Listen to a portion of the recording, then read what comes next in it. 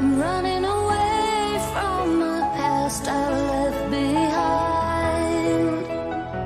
I'm looking for answers, but I'm blinded by the light. I'm lost in the music, and I stay here for the night. I promise I'll be gone in the morning, out of sight and out of mind. No blind, out of sight and out of mind.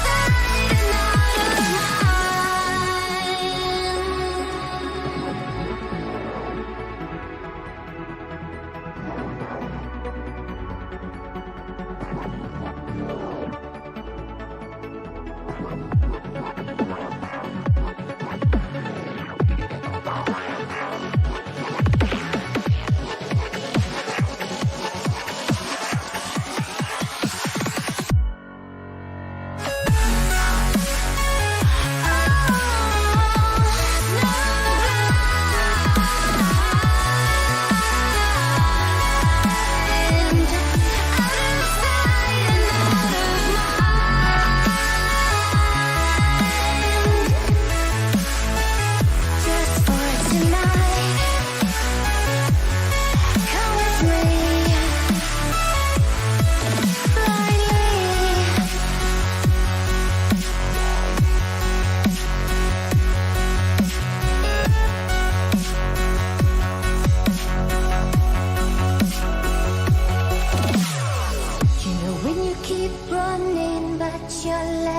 standing still.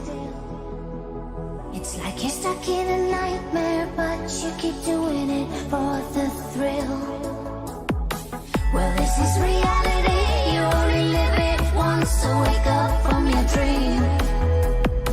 But just for tonight, let the lines get blurred, let your thoughts be free, let your thoughts be free.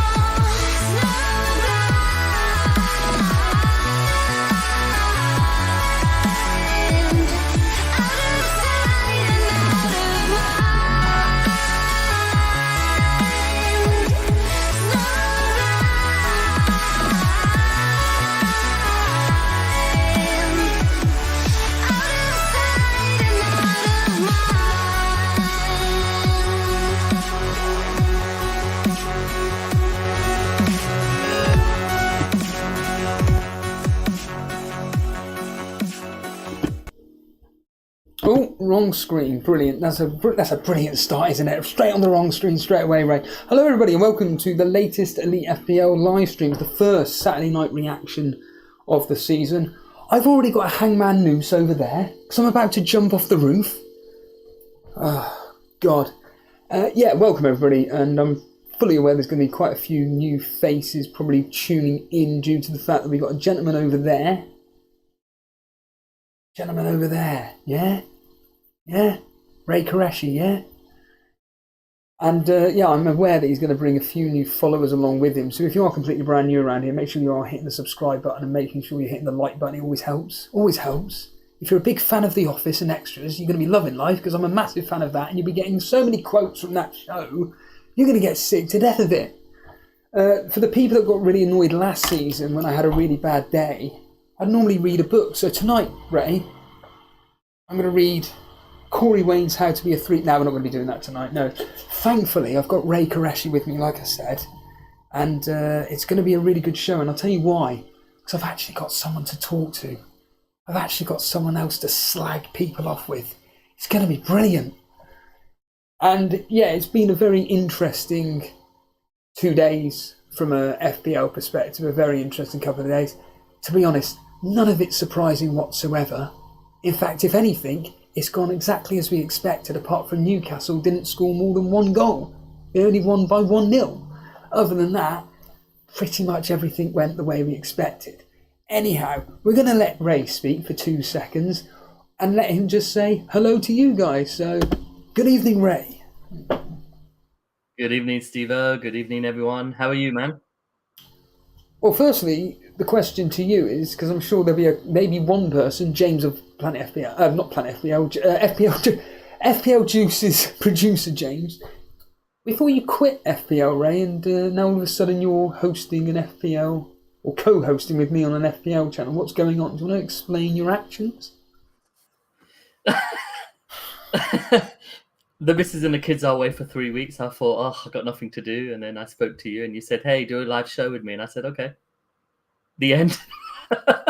Yeah, the truth be told is that whether you're aware or not, Ray has got quite a good following, or a big following on X, and he chose to quit FPL. Now, if you want to know the full story behind that, you can either A, go on our Patreon, which is free. You can sign up for free. Got to get that plug-in, Ray. Or B, you can go on Ray Qureshi's channel, which is what, Ray? Just Ray Qureshi on YouTube. It's that easy. And you can just get the clip where Ray talks about why he quit FPL. It's simple.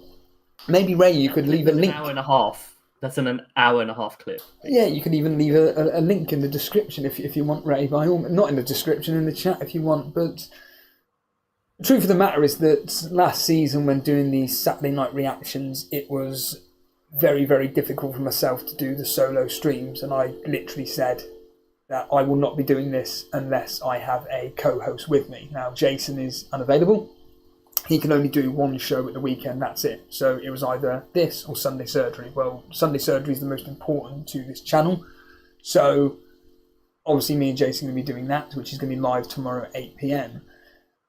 But I felt that the Saturday night reactions are very, very popular. People enjoy doing these or joining in with these particular shows. And I'm like, I know I need to let rip about what's happening. I need to talk about what's going on. I made it very clear that I do not want to be doing it on my own, though. So my immediate response or immediate thought process regarding it all was, there are 2 people in mind. I'm not going to name the other person, and the other individual was Ray here. And in fact, funny enough, Ray was actually the number 1 choice. And Ray kindly agreed after a moderator meeting. I just immediately messaged him and said, hey, Ray, would you be interested in doing these Saturday night reactions despite the fact you're not playing FPL? He said, yes. Now, most of these Saturday night reactions are pretty much going through what happened in the day's events to do with football. Obviously, we will be covering FPL because I'm very passionate about it, would you believe? But, you know, we will be getting stuck into that in a minute. I'm just going to quickly go for the chat, see who's here, just say a few hellos to a few friendly people. Let's just quickly say hello to Scotland Investor. Welcome. Men in Black making a point about, as you've just mentioned, the Super Brew League, which I believe is closed now. So apparently Ragnav, someone called Lango and Nick Sharp, they all got 3 correct scores today. And they are now topping the Predictor League at the moment, but it's only game week 1. We have, do you know this gentleman here? I'm assuming you, Dan from the FPL way? Yeah, friend, and also we had the FPL channel last year. We then have... Why is this sounding so formal, Ray? I know, right? He says here, looking forward to seeing my beautiful... beautiful Ray in action. Pause. Matthew Zaishi, welcome. Hello, FPL Sparta, welcome, pal. Andrew Ferguson, hello. Harry, Shakamakaleka, Rad, Kevin Kelly's here, familiar faces. A lot of familiar faces here, right? Here's one I don't recognise. ILFD training videos. If you are brand new around here, make sure you are subscribing. We want to, you know, as Mark Goldbridge keeps saying, it helps the channel. Mate, calm down. You've got almost 2 million followers. Relax. It doesn't help the channel whatsoever. Anyhow, but if you're new around here, make sure you hit the subscribe button. Mr. Scruffy, Mrs. Nuka Atoms, welcome. Steve, I can finally take a break from the talking. Yeah, precisely. I can, even though ironically I've spoken for most of the stream so far. We then have FPL Aguero. Good Lord. Why do I recognise that name there? Rob Jones, welcome, and many, many, many other people tuning in. And we do thank you for joining us on this Saturday evening, reacting to everything that's happened in the Premier League today.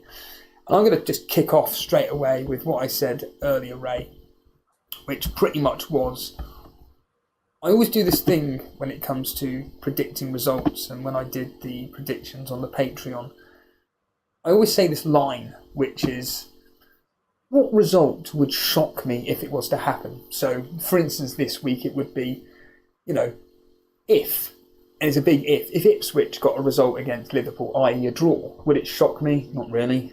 If Ipswich beat Liverpool, would it shock me? Not really. The fact that Nottingham Forest drew with Bournemouth, did it shock me? No, not really. Everton losing 3-0 to Brighton, did it shock me? No. What shocked me, Ray, was the fact that Newcastle, despite the circumstances, only won 1-0. And the circumstances being, of course, is that we had this I don't know if you've seen it yet, Ray, but this extraordinary red card where Fabian Schär essentially got a bit peed off at the fact that Brereton Diaz kind of went in a bit hard on him. Schär got up and confronted him, put his face into his face, and Brereton Diaz just fell to the floor, and the referee came over and gave a red card. But by all accounts, Southampton had 60% possession prior to this happening. Newcastle get a goal from out of nowhere. Thank God Isaac got an assist for that with Joe Linton scoring. Yeah, Ray, the question for you is, of all the results from today, and including yesterday with Man United winning 1-0, is there any results that shocked you, or are you in agreement with me that the fact that Newcastle get through, albeit very fortuitous now with the circumstances, winning 1-0 against Southampton? Yeah, the real shock for me was how comfortable Brighton were against Everton. I'm sure we'll go through a proper review at some point, but before the sending off, it was 2-0 to Brighton, and they were just, from what I've read and seen all the stats, just completely dominant. De Zerbi-like, but maybe with a bit more defensive control. But I'd say that, it was just because I'd expect Dyche ball per se, but apparently just Brighton completely blew them apart before the sending off, and then just, kind of completed it. So that'd be my game where I was like shocked. Not shocked at the result, but shocked at how convincing it was. Yeah. Yeah, with most of the games here in the UK, we get to see the highlights from Sky Sports, and obviously we are able to consume certain matches, i.e. the Man United game last night on Sky, we had Ipswich Liverpool on TNT, and then obviously tonight with West Ham versus Aston Villa being on Sky as well. I didn't get to see any of it other than the Man United Fulham game, and I've got quite a lot to say on that particular match that kicked off the Premier League season. But I know that you were at Arsenal today, so good news, everybody, is that we've actually got a live fan experience about to come up regarding the Arsenal game today. Did you catch anything to do with Ipswich Liverpool at all? Yeah, I caught the last 30 minutes, so when I got into the stadium, it was on, and I was just watching it with a pint, and I actually saw the second goal, the Salah goal, but prior to that, I can't really make too many comments apart from just reading everyone saying that it's a much different Liverpool from what we're used to. It was more around control and stuff like that. So, yeah, I got the last 20 minutes, and yeah, by all accounts, Liverpool just had it under control, Sivo, to be honest with you. Yeah, I had a Mark Goldbridge day today. I don't know how the bloke has done. What did he do? He did the 12:30 kickoff.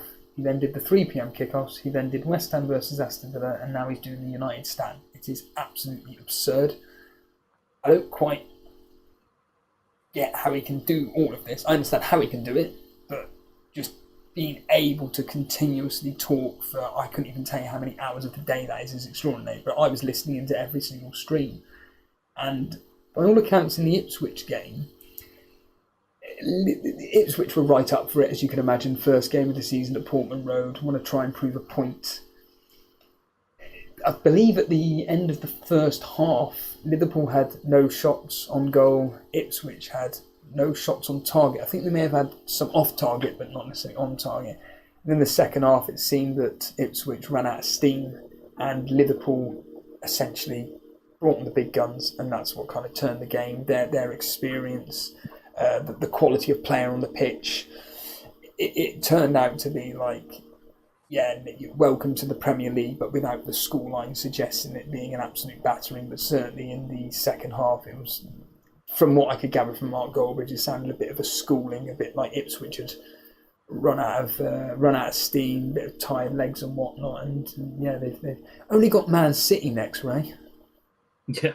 I mean, a fixture in which is tough for anybody to go to, but the reality is that now it's a case of, right, do Man City choose to really put a marker down? Because tomorrow, I think it will be quite a tight game between Chelsea and Man City. I'm looking at Man City to win 1-0, 2-0, 2-1, something like that.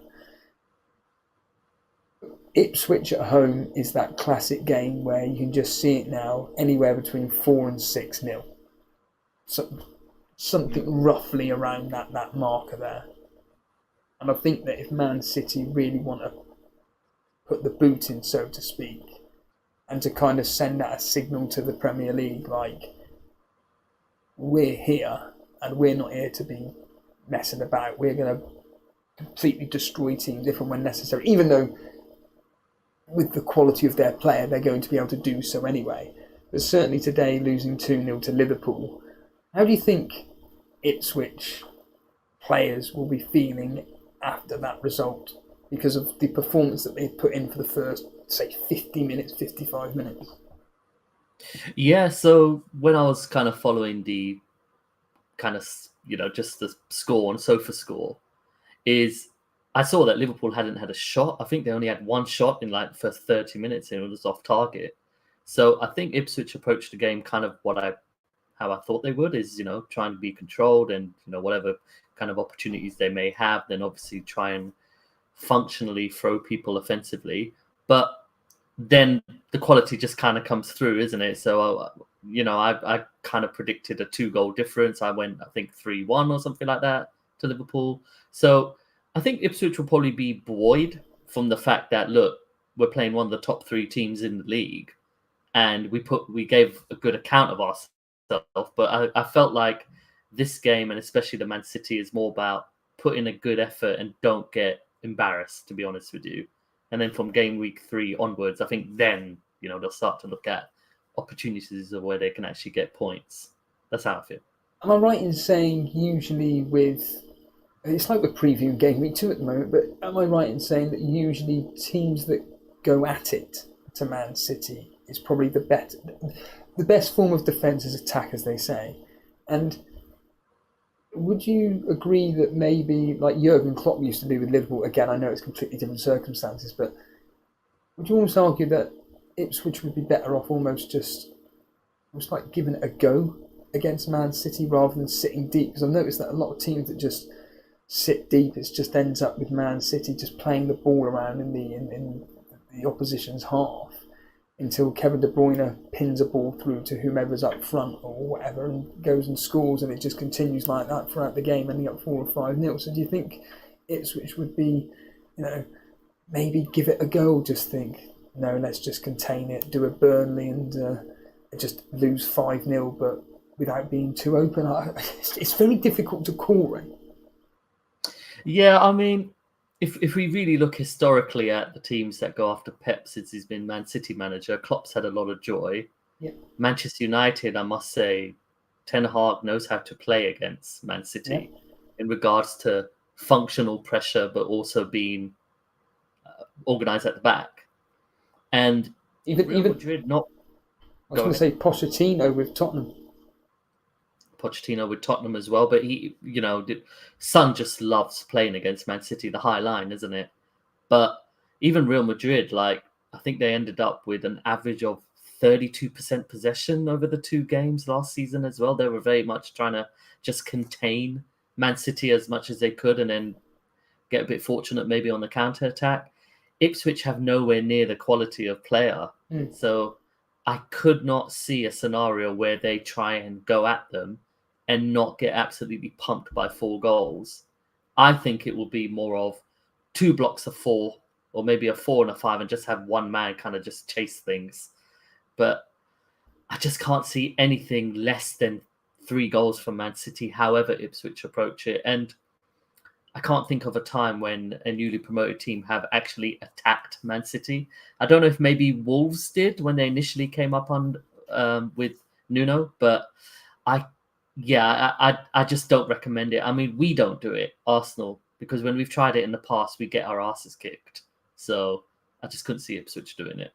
Yeah, Maestro saying here that teams that press City tend to get more joy, but I think you made the point that, look, these are teams with a higher quality of play, which is true. And that, I'm not suggesting for 1 minute that Ipswich are going to be, let's take it to Man City and play them at their own game. It just ain't going to happen. But you want to play to your strengths, and that was my biggest problem with Sean Dyche whenever he went to Man City or the Etihad. It was just, right, rather than playing our standard 4-4-2, we're just going to go with a 5-4-1 or a 5-5.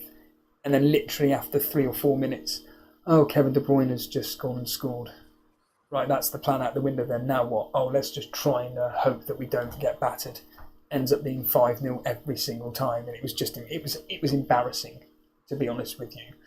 So I think, like you say, with next week approaching, it will be a case of how many for City if they really want to go for it. But like I said, we are not going to be directly talking about that particular week. But certainly,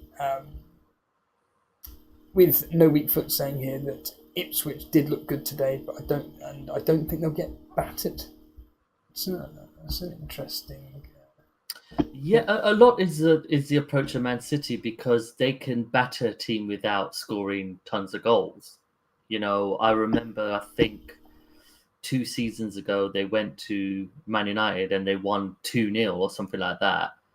But they absolutely destroyed them in regards to 70% possession and hardly conceding any shots. And potentially that's what Pep could do, is that it's an 80% game in regards to possession. They win 2-0 and they just kind of, cruise. That's something I could see happen. But I think the ball is, I'm not saying anything massive here, but the ball is very much in Man City's court. How they approach the game, I think, will just dictate what the result is. I think Ipswich will give a great account of themselves, but in regards to work ethic and effort, I know I'm sounding a bit facetious here, but yeah, I just feel Man City will still get minimum 3 goals because if we look at just even last season, goal difference became a play until the last day of the season, pretty much. If Man City would have drawn, so I think Pep now looks at it and thinks, look, I don't want goal difference to ever be a discussion here. So when we play Ipswich, I want us to absolutely go after them and pummel them. So I think it will be a different thought process now. Today's game, it was Slot's first game, and it was the first game at Portman Road. Ipswich haven't been in the league for 22 years now or something like that. So, it was very much like, look, this is our first game with Man City, tried, tested. In my opinion, the best manager I've ever seen and the best Premier League team I've ever seen is, I think it'll be very much like, look, we're going to, like you said, set a marker. And that's why I do feel Man City will approach the game that way. I don't think they'll have the handbrake on, if that makes sense. Yeah, from an FPL point of view, the worst case scenario for today pretty much happened, which was Salah getting a double-digit return. Now, remind me in Telegraph, you went with Salah, didn't you, because of what you said was the assured minutes? No, I did not. I went for Trent. So Salah's very expensive in the Telegraph game. He's 7.2 million, and you get 50 million for 11 players. So I went for Trent instead, and then just kind of spread the cost as best as I could, so I could still have Saka, Palmer, and stuff like that. So Salah was maybe in the first initial one or two drafts that I had, but obviously it's a completely different game in every single way. But, with bringing in Salah, it means I'd have to have too many enablers. And remember, it's an 11-man game. Whilst in FPL, I would have gone for Jota, and then, I understand that I can rotate him because it's a 15-man squad, isn't it? But in Telegraph, I always advise you got to go for the assured asset. So Salah scoring and assisting today did not surprise me, but you and I have discussed this forever. It's combinations, isn't it? When you get a Salah, then who have you got that's cheap? A Murillo, if that makes sense, or an Aina, if that makes sense. You gotta weigh up the combinations, because if you got Salah, it's very unlikely you would have Jota as well if you decided to keep Haaland. Yeah, with I'm not even going to say with hindsight.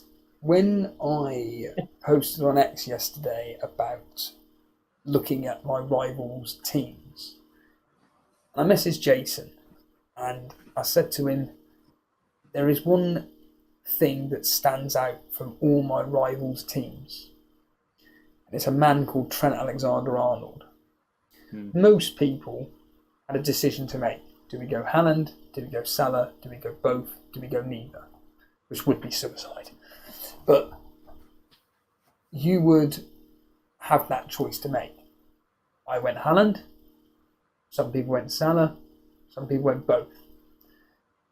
And a lot of players of my rivals have Trent Alexander-Arnold. Now, I've literally just seen the bonus points. And Salah has now got the 3. It was Trent Alexander-Arnold getting 3, but he's now dropped down to 2. Alisson and Szoboszlai getting 1 each. So it's all changed within the last half an hour or so. And tomorrow, you may also notice, well, no, you won't, but people that are watching this, and if you're not watching, you're just listening in.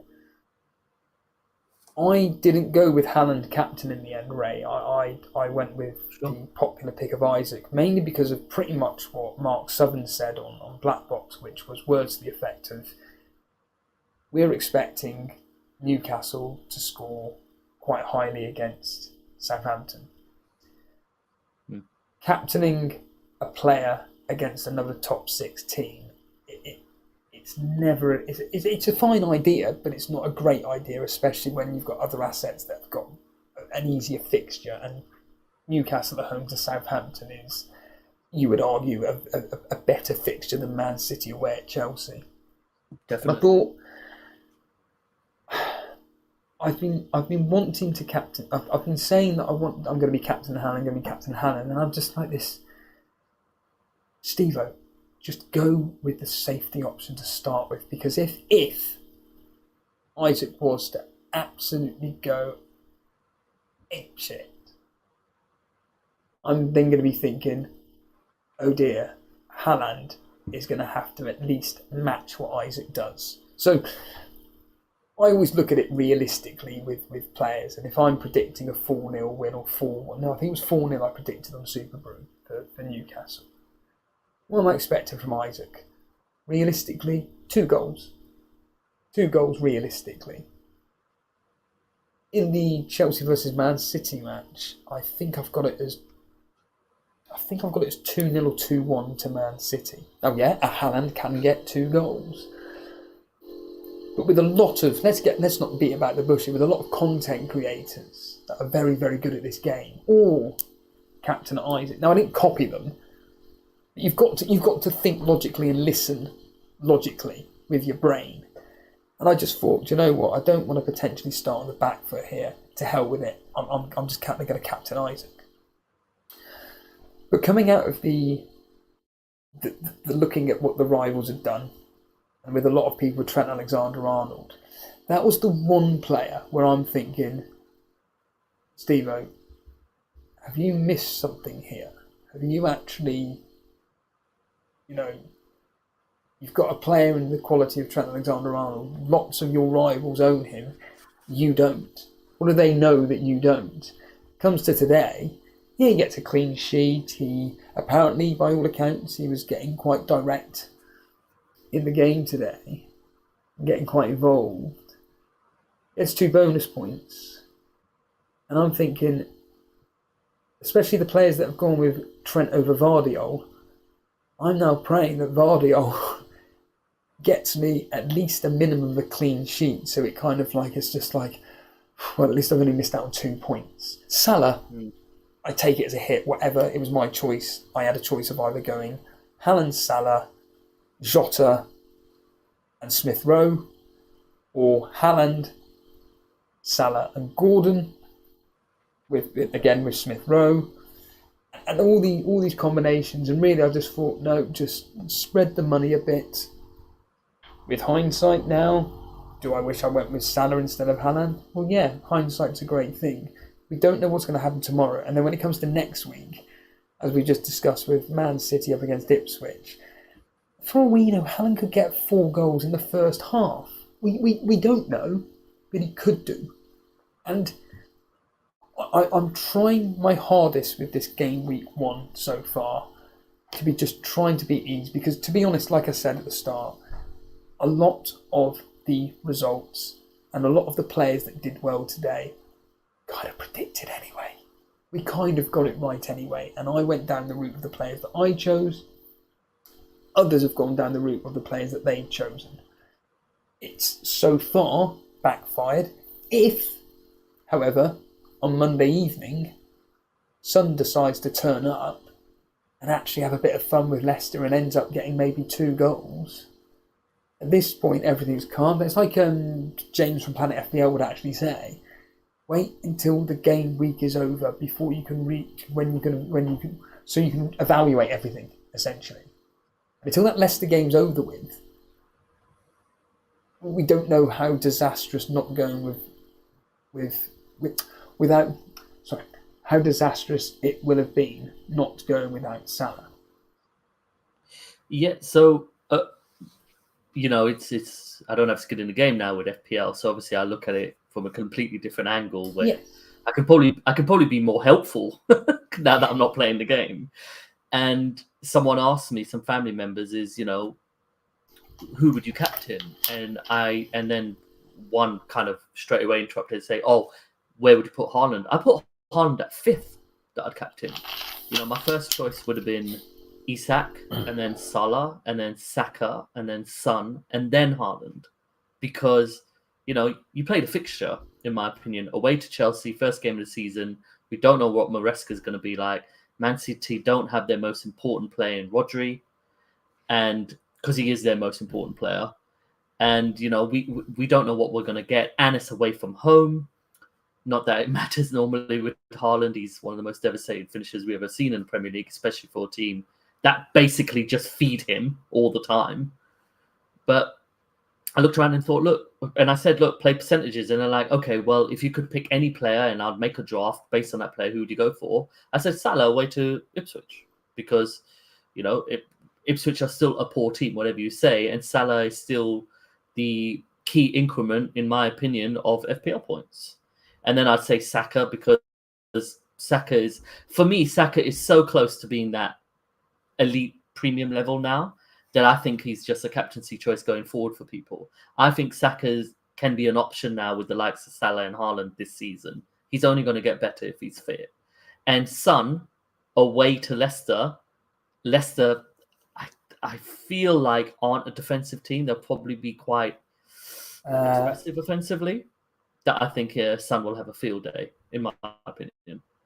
I think actually it's the other way around. Listen to Mark Sutherland. Obviously, it's Steve Cooper now in charge of Leicester. Of course. Sorry. Yeah. Yeah. He's apparently. Yeah. Who did they play against? Mark said it was, I don't know, Man United or Man City or something, and they won 1-0. I can't remember now. It doesn't really matter. But the point being is that Steve Cooper will just go into the game to try and contain Tottenham. And even though, what have you predicted for that game? I went with a high scoring 4-2 because of Tottenham's openness. 4-1 Tottenham. Yeah, so that's 2 people have expected 4 goals for Tottenham. Let us know in chat what you think about the game on Monday. We have a legend in the house, by the way. We've got Cy Powell. He says, I never have any idea with fantasy football, but always have a go. Hey, yo. I'm enjoying the show, lads. Where's your shirt? Ironically, I'm not wearing a chain wrestling top for once. I mean, it's normally go get your shirt, Ray. We have a few people here saying that. What was it here? Where is it? It's gone. Where's it gone? Oh yes, a Scotland investor saying that he brought in Kwanzaa at the last minute for Lewis Hall. Now, whether you're aware or not, which I'm assuming you will be aware, Kwanzaa was quite high up on the list for a lot of people as a 4.5 Liverpool defender and went off at half time. Not going to lie, I did laugh when I was emptying the bins and I heard that by Mark Goldbridge. Oh, what's that about? Oh, Kwanzaa's come off. Kanate's come on for Kwanzaa. And I just smirked because you just couldn't make it up. In fact, today, with a lot of the 4 million cheapos and the 5 million. I mean, the only one that I can think of, which I'm thinking, bloody hell, he actually played the full game, was Rodgers of Aston Villa. It didn't seem to be a day of. It seemed to be a day in a lot of the matches of every single team pretty much being exactly as they were last season, Ray, which makes sense for continuity reasons. Well, if I can jump in for a sec, is that when Konate did come on, his average positioning was a bit more advanced than Kwanzaa, which probably allowed Trent to be a little more creative. I'm just looking at the statistics, and obviously, chat, you can please, confirm if I'm correct or not. But is that when Konate came on, he covered more that Trent area. Now, look, Konate is not as good on the ball as Kwanzaa, in my opinion, but defensively, I'd rely a lot more on him, playing in the World Cup and the Euros than Kwanzaa, who's only really been playing for like 18 months. So I personally feel, if you're looking at Trent as an asset going to FPL, is that, Mr. Scruffy's just saying it here, is that with Konate playing, that probably makes Trent a more attractive asset going forward, because then Trent can focus a little more on creativity and not think that I still got to kind of watch Kwanzaa, if that makes sense. Because, Kwanzaa is still, in my opinion, a little bit green, whilst Konate is a surefire kind of, established footballer. No, absolutely. Just want to say there's a lot of people watching right now. Make sure you are hitting the subscribe button and giving the stream a like. It really is appreciated from myself, Jason and Ray. Just a few score predictions here. Rob Jones thinking it's going to be 3-1 to Tottenham. Milan Milic, 3-0. Animations, 3-0. I'm going to ask you the question, Ray. You may have already seen it. Scotland investor, what's he predicting Spurs to score? Based on what I've just said. Look at the chat. So I'm going to go, because Spurs will concede, in my opinion. 3-1? Yeah. 3-1. Yeah. Maestro's gone 3-1. With 3-1. Oh, did I mention it in that monotonous? Did I mention that Burnley won 5-0 today? We've scored more goals in the last 2 games than we did the whole of last season. It's incredible. 4-1 last week, 5-0 today. Can we stay in the Championship? And you're playing proper football. You're playing the actually that you wanted, even though it's a different manager. Well, can I make this point? I really, when Az said it on Black Box, it really irks me. And when there's something in any subject matter, it could be absolutely anything that you get really passionate about. So, for instance, with chain wrestling on Monday, no, it won't be Monday because they're off. Sorry, let us know when you're going to be live next, or when you're doing the podcast next. But anyway, they're going to be doing the Rikishi, up in the poll, it's going to be Rikishi versus Austin at No Mercy 2000, or a Fatal 4-Way. Now, I'm begging that the Fatal 4-Way from Armageddon 2004, I think it was. When was it? No, it was 6. It was the Hell in a Cell 6-Way, wasn't it? Oh, no. For the vote, the next match that they're going to be doing, in the poll. Sorry. I forget. Anyway, it doesn't really matter. But I get really, really passionate about Rikishi and his run in 2000, because he legitimately was one of the biggest stars in 2000. These are facts. You do your history, like I've done it on 2 occasions, and Rikishi was through the moon along with Too Cool. And all of a sudden, you ran over Stone Cold Steve Austin. What? It was awful. And then this match against Stone Cold Steve Austin is appalling. All it is just Austin. Yeah. It's just him beating the him whole up. The whole I did it for The Rock was a terrible. It became a meme, and then he's saying it in a Hawaiian shirt, and I'm just like, even at that time, I'm like, what's going on here? Like, wear your glasses, please do a dance for me. And then suddenly he does a complete flip and becomes this really serious character. And then when he becomes a serious character, he goes, I did it for The Rock in a Hawaiian shirt. I'm like, and then he gets in like this apparently badass kind of attire, but it was like red leather. I think it was like FUBU gear. And I'm just like, that destroyed him, actually, despite the fact that he worked with the two top stars at the time, probably the two top wrestling stars of all time, in So Cold and The Rock. They used him so badly, and his performances in the ring stopped because they weren't using him for what he should have been, which was kind of like that big man doing the big spots. But yeah, I always made this point, and I know Scottish Danny agrees that legitimately in 2000 they could have easily have given him a title match. He could easily have won, but then lost it. Not at a pay-per-view, but he could have won it on Raw and then lost it at the next pay-per-view. He was that much of a star. Anyhow, we're not doing chain wrestling. Live on Monday, as Si's just confirmed. I think we're down to 30 live viewers now.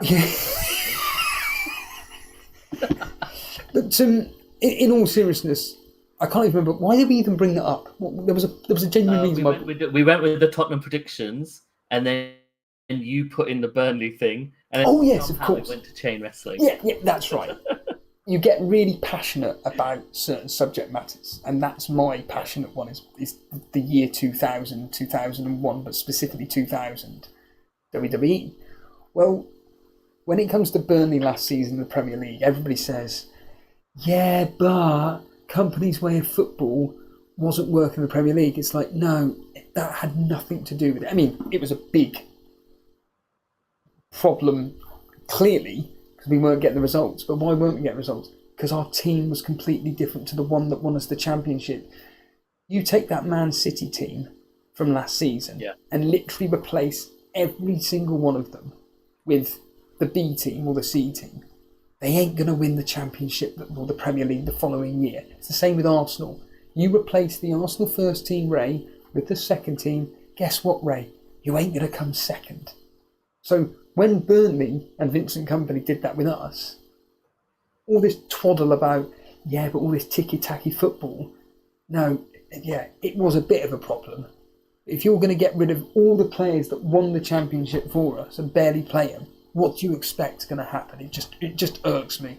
But anyhow, getting back to FPL, or more specifically the results today, I want to leave Arsenal till last because, at respect to you, I want you to go through the day itself because you were there live at the Emirates.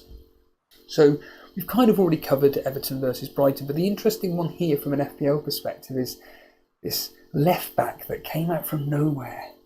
You know, I'm picking on Az. I'm not having a go at you, but Az was making the point, well, Barco, or Barker, whatever his bloody name is, I'm really confident he's going to start and everything.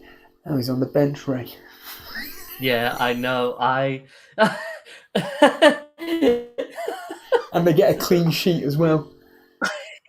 I know. So, again, it's relevant and not relevant at the same time, but, there was the choices between either Barco or Murillo in Telegraph because they're both extremely cheap.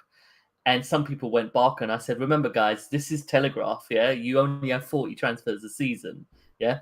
You've got to go for Murillo because he's probably 90% sure to start, and you just leave him there, But when I saw that Barco didn't start, I laughed. I was in the stadium, and I just started laughing because I'm like, I'm so happy I don't play the game anymore because of these moments. But yeah, to see Jack Henshelwood start from nowhere was madness. But would it be okay if I went straight to Yankuba Minter? Hold on a minute. You've just mentioned the name just then. Sorry. Jack who? Hinshelwood. He's the one who played at left back, not Barco. Never heard of him. And who's this next player? What's his name? Minter. I mean, Minter. Yeah. I know his name obviously from pre-season. I mean, I jest, but who is this bloke, Ray? Do you know? Because last season you were the one on X banging on about Adingra. How did that go? This Minter guy already, and ironically, Adringa scores a goal I have to today. protect myself. Adingra did score a goal today when he came. Yes, so a year later, it's a bit like Alex Vollo. In fact, shout out to Alex Vollo for creating the thumbnail. I keep forgetting it. I should do a mags and always do it at the start of the show regarding thanking Alex Vollo for the thumbnail. I really do appreciate it. But it's like Alex Vollo with Odebear. And he's made me a few graphics as well today. Yes. So yeah. So thank you for that, Alex. But yeah, this Minter. Talk to us, Ray. Yeah. Who is he? So he is. I don't know where they signed him from. I want to say they signed him maybe from Newcastle. I mean, the chat probably just going to absolutely kill me here, but he's a Gambian footballer who basically pretty much just. Sorry, no. They bought him from Final. What the hell am I talking about? So he basically came on in pre-season and was basically the talk of the town amongst Brighton fans, and he started the game today, and I saw the highlight of when he absolutely roasted Mikalenko before, assisting Mitoma. And then I'm just following the stats of how unbelievably aggressive he's been on the pitch and all the opportunities he's having. And then he came off injured at half-time.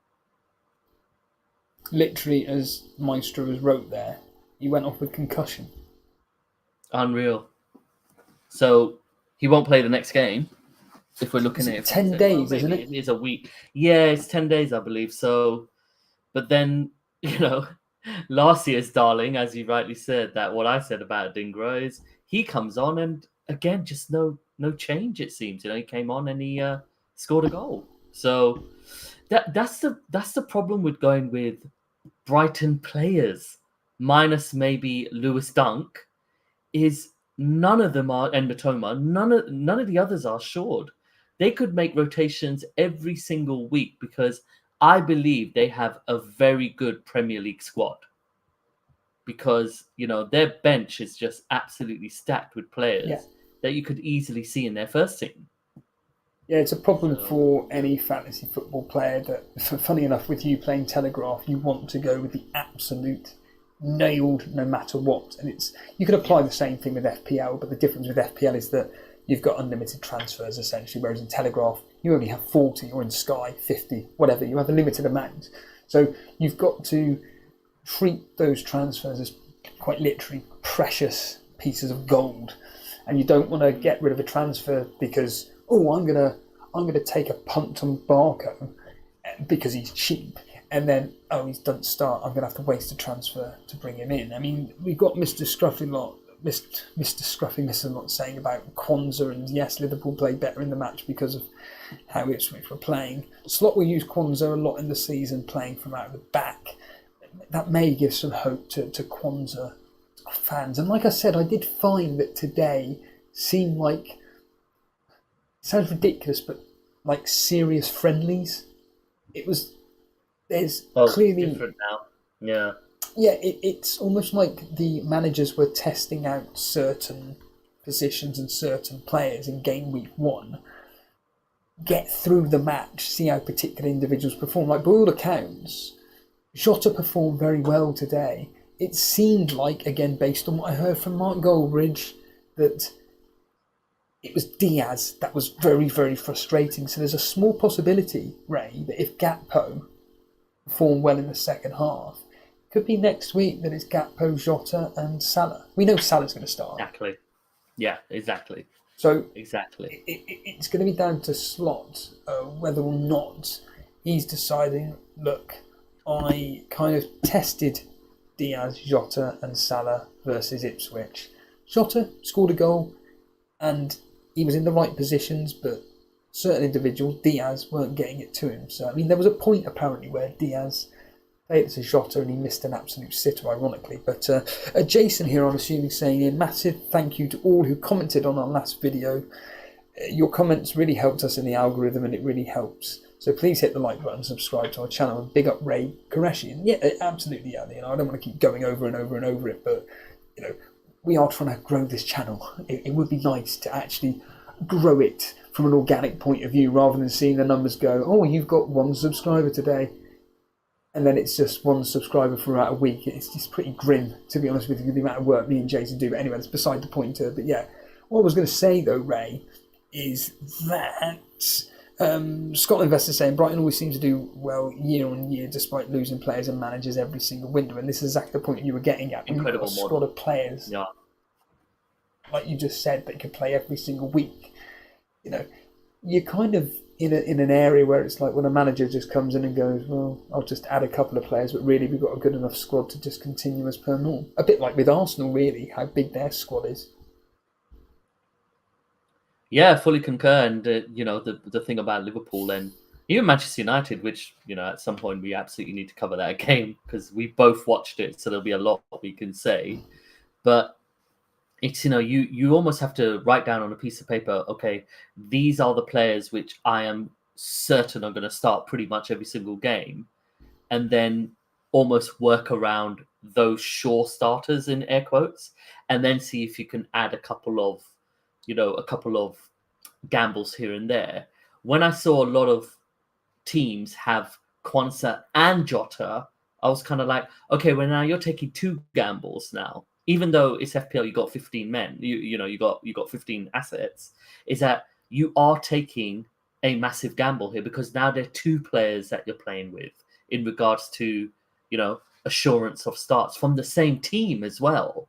And with Brighton, it would be very much the same. Is that I could never go for a Barco and a Minter. Does that make sense? I just couldn't because I know that every single week I am playing with house money here in regards to, I'm really unsure if, I'm really relying on a leak, obviously. Now, obviously, with Telegraph, it's very different. It's, deadline's up to kickoff. So, I'm completely relaxed. But obviously, with FPL, playing the game, it's very much kind of like, well, how many gambles do I really want to take in my squad in FPL? And that's why if someone says, Ray, I'm thinking of this Brighton player, I'd say more of, okay, well, you're thinking of a Brighton player, but what other gambles do you have in your squad?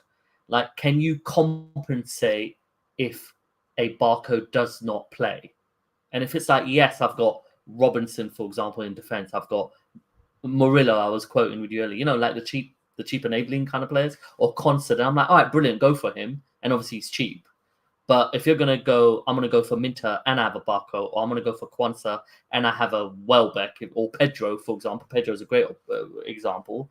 They'll be like, okay, well, you're kind of gambling every single week, isn't it? And in the start of the season, in any fantasy game, in my opinion, you always want to go with a team that you're confident will start games, let alone actually get you the returns.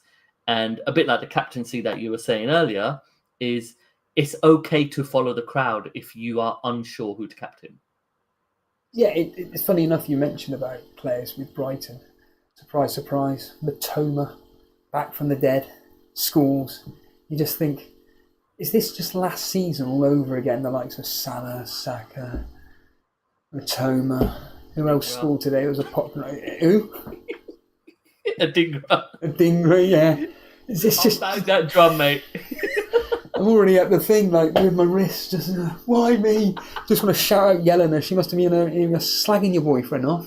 So, in fact, I was, in all seriousness, so today you'll be happy to know, I'm saying you'll be happy, you probably don't even listen anymore, but I'm wearing an Escape the Fate top, Yelena, that's the main thing.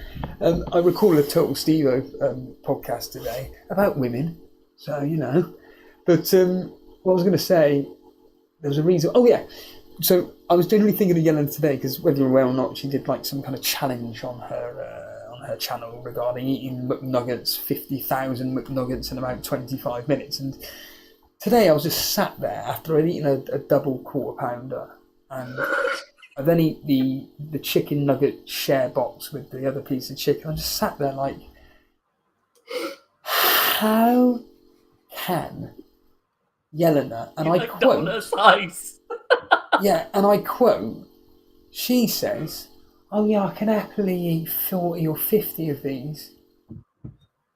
I want her to prove it. I actually want to put in a request to Nick that I want to do a show on juice with Yelena, and James is going to buy us McNuggets. It's simple.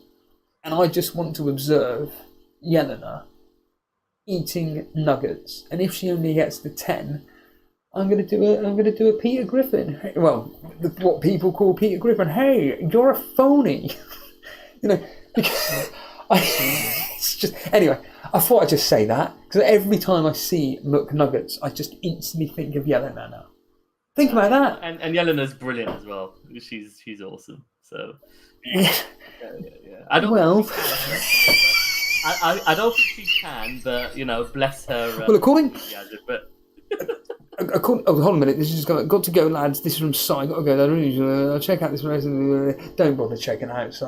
We just appreciate the fact you stayed around for 25 minutes. Really do. No, cheers, Si. No, Si. Make sure you catch the replay, send it to all your friends, and like and subscribe and all that good stuff. And see you on Monday for Chain Wrestling. It's back live, and I'll be joining live. It's been a while. That's how you do it, Steve-O. Come on. Yeah. One Life Soccer, Jason. One Life Soccer must be doing well. He's here. So One Life, just to give you some of the the backstory to One Life Soccer. He vanished off the face of the planet, and he's now come back. He must be doing quite well. Where are we looking at here? Just quickly here. There's nothing to talk about, so let's just get on with the next match, which is we've kind of already covered Newcastle Southampton, but as a Gordon owner, oh god, I mean I've looked at the screen for players in and out, and I'm quite concerned at, like Mark Southern says, the volatility of the price changes in FPL, as you'll be fully aware, as patronising as it sounds, and with the Telegraph game and whatnot, you don't need to worry about that. But in FPL, you do. And Gordon at the moment has got quite a high number of sellers. In fact, he is, once I get it up on not on your screen, but certainly on my screen, I think he's like 5th or 6th in the most sold players at the moment, and the answer is once I bring it up, maybe he's not actually that high. No, but why? Why is he being sold? Because he didn't return? Well, the simple answer is, as you're fully aware, is that in FPL, he's about 10th. So you've got Rodri, who everybody's selling at the moment. Then it's Nunes, Trippier, Pickford. So the popular picks in FPL will be Pickford, Watkins, and then it'd be Gordon, and then it's Fernandes behind him. Now, don't get me wrong, Gordon ain't going to be falling in price whatsoever. But the way FPL is, it's such a volatile game that for people like me, it's like, hold on a minute here. Gordon could potentially go down to 7.4. I don't really want to be risking that. And there are certain players potentially I maybe wanted to get in, which are like, say, 7.5 at Gordon's price. Now, as it stands right now, I'm in no panic mode. My team is going to be until game week 3, as you guys can see it up on the screen. That is the team as it is, barring the substitute bench where I've got the likes of Anthony Robinson, who's going to be coming in next week, Nunes, etc. But the one thing I hate about this game is the price changing, and certainly I can imagine with the way it is at the moment with the most popular transferred in players. I'm not too concerned about Mazzarari of Man United. I don't really care about Xerxes of Man United. Jota, already got him. Havertz, couldn't care less. Garnacho, couldn't care less. Then we got Salah. But again, his price ain't going to rise at all until maybe game week 2 at a random guess. But certainly, with this Newcastle game and the fact that, from my standpoint, as we've already discussed with the scoreline and how it all went about, the fact that Gordon didn't return, and then the next match is, I believe it's Bournemouth away, which ain't the easiest of fixtures. And Gordon is notorious for not returning in away matches. With hindsight, Ray, owning Anthony Gordon, is it a case of you've made the right decision, it's just the outcome wasn't as you expected? I think it's that. Yeah, I mean, 100%. I mean, they went down to 10 men after a third of the game. Like, the dynamic completely changes, after sending off. And he played until the 70th minute, and Harvey Barnes came on. And granted, Gordon has not had a lot of pre-season, isn't it? Because he went on a break after the the Euros, us getting to the Euro final. So I think just hold on to your, hold your horses, as they say, because, Bournemouth away, Tottenham at home, Wolves away, Fulham away. At least on paper, these are great fixtures for Gordon, in my opinion, because, he's one of the key points of offensive opportunities with Newcastle. So if I had him, there's no way I would knee jerk, to use an FPL term, to get him out. Absolutely not, because again, they had a man sent off. The game completely changes in that aspect. The approach changes, the mentality changes, the dynamic changes. So and also he's not had a lot of football, so there's no way I would get rid of him before game week 5. Actually, yeah, I'd definitely play him against Bournemouth, Spurs, and Wolves. I mean, actually play him. So yeah. Yeah, my team as it stands next week for game week 2 is Vardiol, Poro, and Robinson, Jota, Gordon, Son, Smith Rowe, Muniz, Haaland, Isaac. Now I'm benching Nkuku away at Wolves because I expect that game to be tight. Now this was all based prior to watching the Fulham match. So I'll let you into a little secret, Ray. I wasn't that impressed by either Muniz or Smith Rowe whatsoever. But they were away at Man United and they got Leicester next. There's a reason why I own them for that particular game. Yeah. So as it stands right now, 3-4-3. But if tomorrow Nkuku, for argument's sake, looks really good, he scores a goal or even assists a goal, and Chelsea lose, say, 2-1, but it's a tight game, but Nkuku looks really, really good, I'd be thinking, actually that could be a bit of a mistake, me benching Nkuku behind Muniz and Smith Rowe. But the problem with my team is that I've stupidly given myself these benching headaches. And it's kind of with hindsight, because on the deadline day I was just tuning in occasionally to Andy Let's Talk FPL, and then James of Planet FPL went live, and then I just thought, do you know what? To hell with it. I'm going to deliberately rewind James back by 5 minutes, and I'm just going to listen in to him for half an hour, whatever. And the thing that was just constantly going round and round in my head on that deadline day was nothing to do with players. I want to own this player, I want to own that player. It was more the fact that the benching headaches rate for my team. And someone like James or Mark or Az or the top quality content creators that give you really valuable information, they would say, don't buy players that are going to give you a headache. If you're wanting to play, for argument's sake, in this case, a 3-4-3. And by the way, shout out to Mr. Reed, because guess which player he had today playing in the evening kickoff that got an assist, and he owns him? Which player would that have been, Ray? I don't know. I wasn't in that. Susek. He got Souček. Yeah, and this is what I messaged him.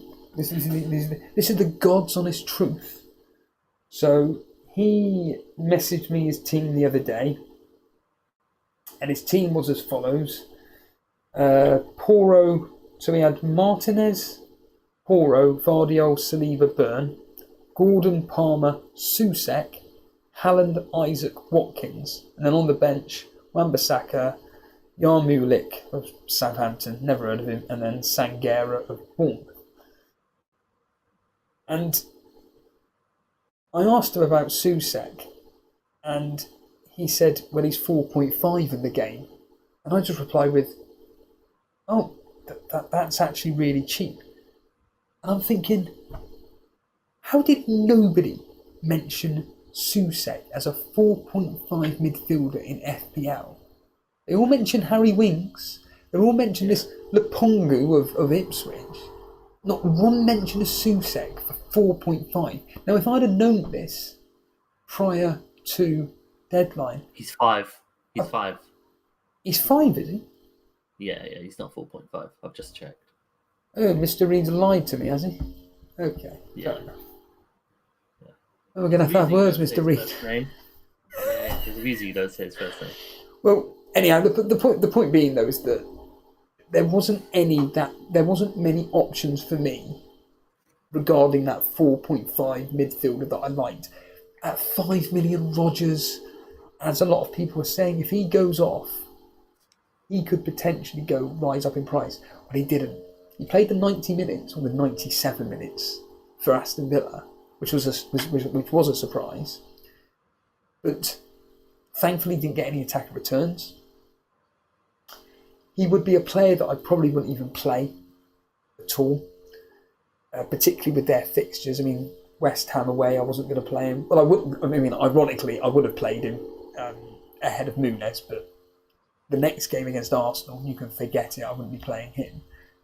It would have caused me less of a headache, and that was my biggest dilemma going into the deadline, is the fact that, oh God, Steve, you are going to be having some headaches in this particular fixture. And now with hindsight, I really wish I hadn't have bought Smith Rowe.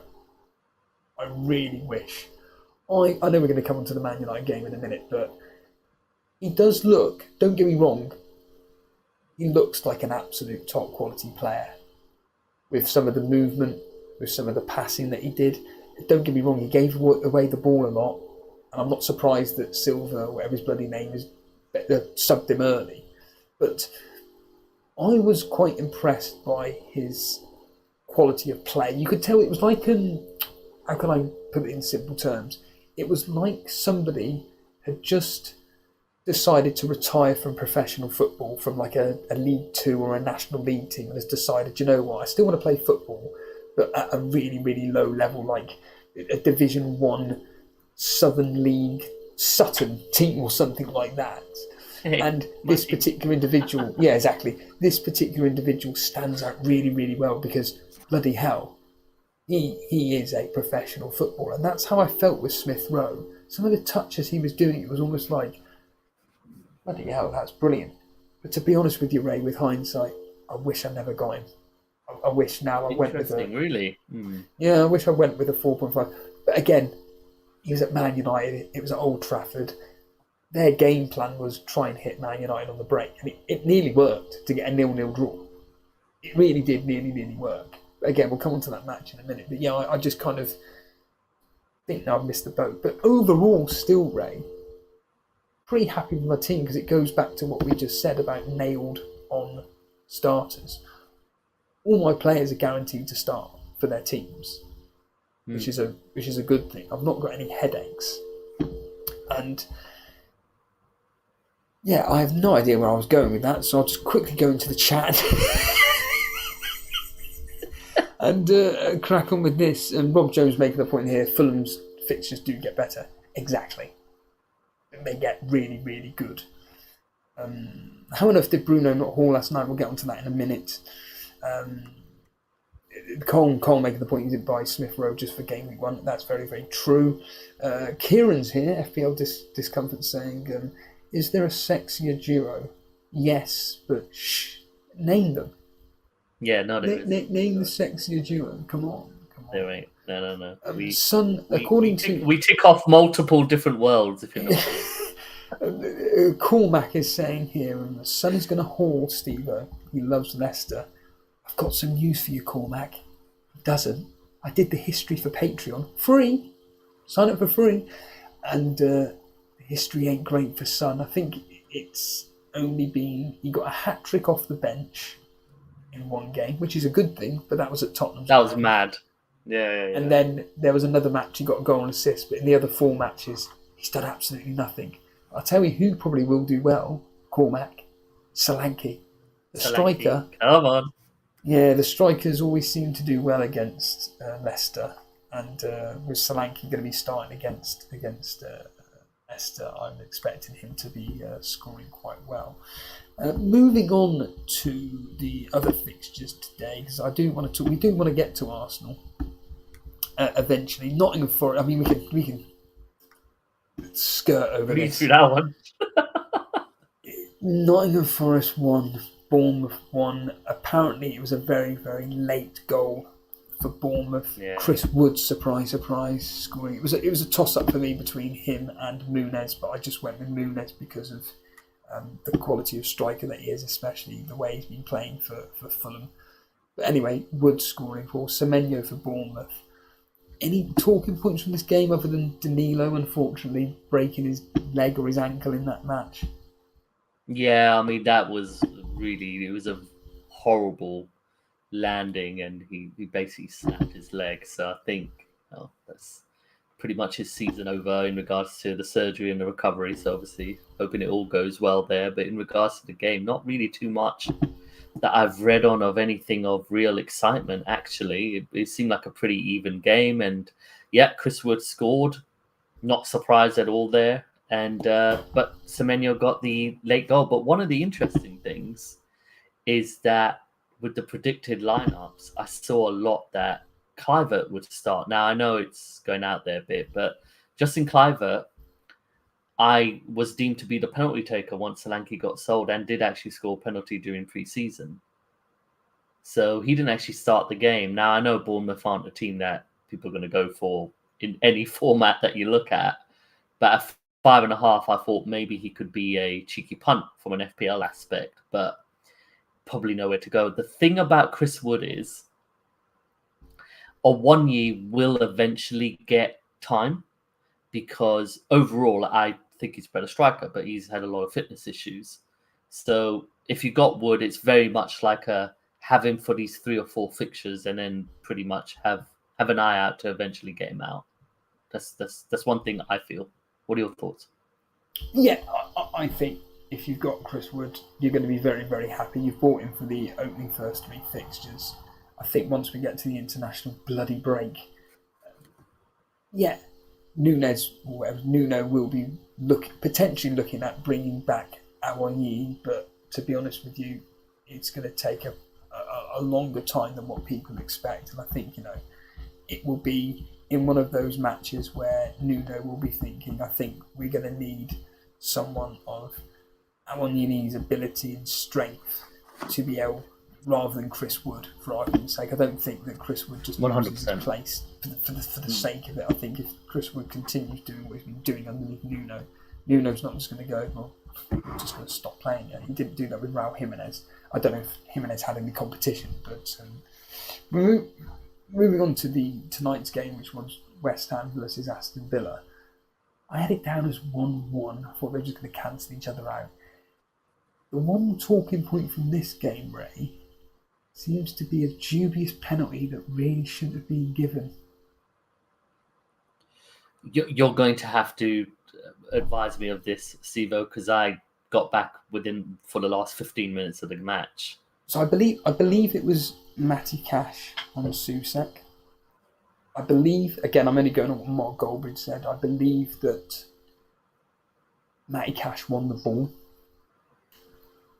It went to VAR. Mark Goldbridge was like, good, it's gone to VAR. It means they're going to overturn it. And they didn't. And obviously the penalty was then taken by Paquetá. Other than that, apparently West Ham weren't particularly that great. Aston Villa looked like they could have and should have scored more tonight. It seems like the right result was there, and Aston Villa win.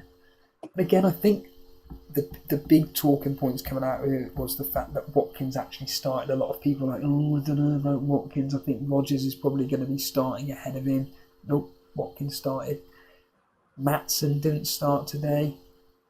Digne did. But Maatsen, once he came on, surprise, surprise, does what Maatsen does, which is attack. Maatsen is fantastic. He's such a good player. I so wish that if I knew he was a guaranteed starter, which he isn't for Aston Villa, I'd have him in my team ahead of Martinez. But unfortunately, he's not guaranteed starter. But ironically, he did get an assist today. And yet Aston Villa come out of it 2-1. They just continue the way they left off last season. And as a former Arsenal manager, are you kind of happy that it's now worked out for, and I've completely forgotten his name, Unai Emery. Are you now happy at the fact that he did really well for Sevilla? He's now doing very well at Aston Villa. Deep down, are you like... I think Dan makes a point that he felt sorry for Unai Emery with the way Arsenal treated him, or maybe the fans treated him. What's your opinion on Unai Emery as a former Arsenal manager? Yeah, so I'm absolutely delighted that it's worked out for him because, in my opinion, I never thought he wasn't a good manager. Just sometimes you're not the right fit at a certain time. And, he went to then Villarreal and then smashed it and won trophies with them. And then when he came to Villa, I was very, very public on X saying that he is going to there's going to be retribution here. He is going to show everyone what a top manager he is.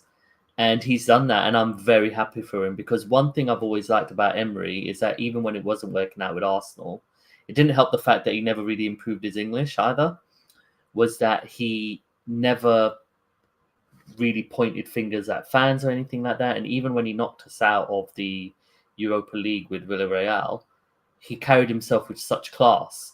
And, at Aston Villa, I'm really delighted he's doing well because he is a top manager. It's just sometimes you don't fit, isn't it? That's just how it is in any kind of collaboration or relationship. So he's shown the quality he has. And for Arsenal, it was always going to be difficult to replace Wenger, but especially replace Wenger under a very toxic environment. And that's something I will mention around what I saw today in the stadium because I hadn't been for a while. But, you're coming in to replace a guy who all the fans wanted to go out at the end with Wenger.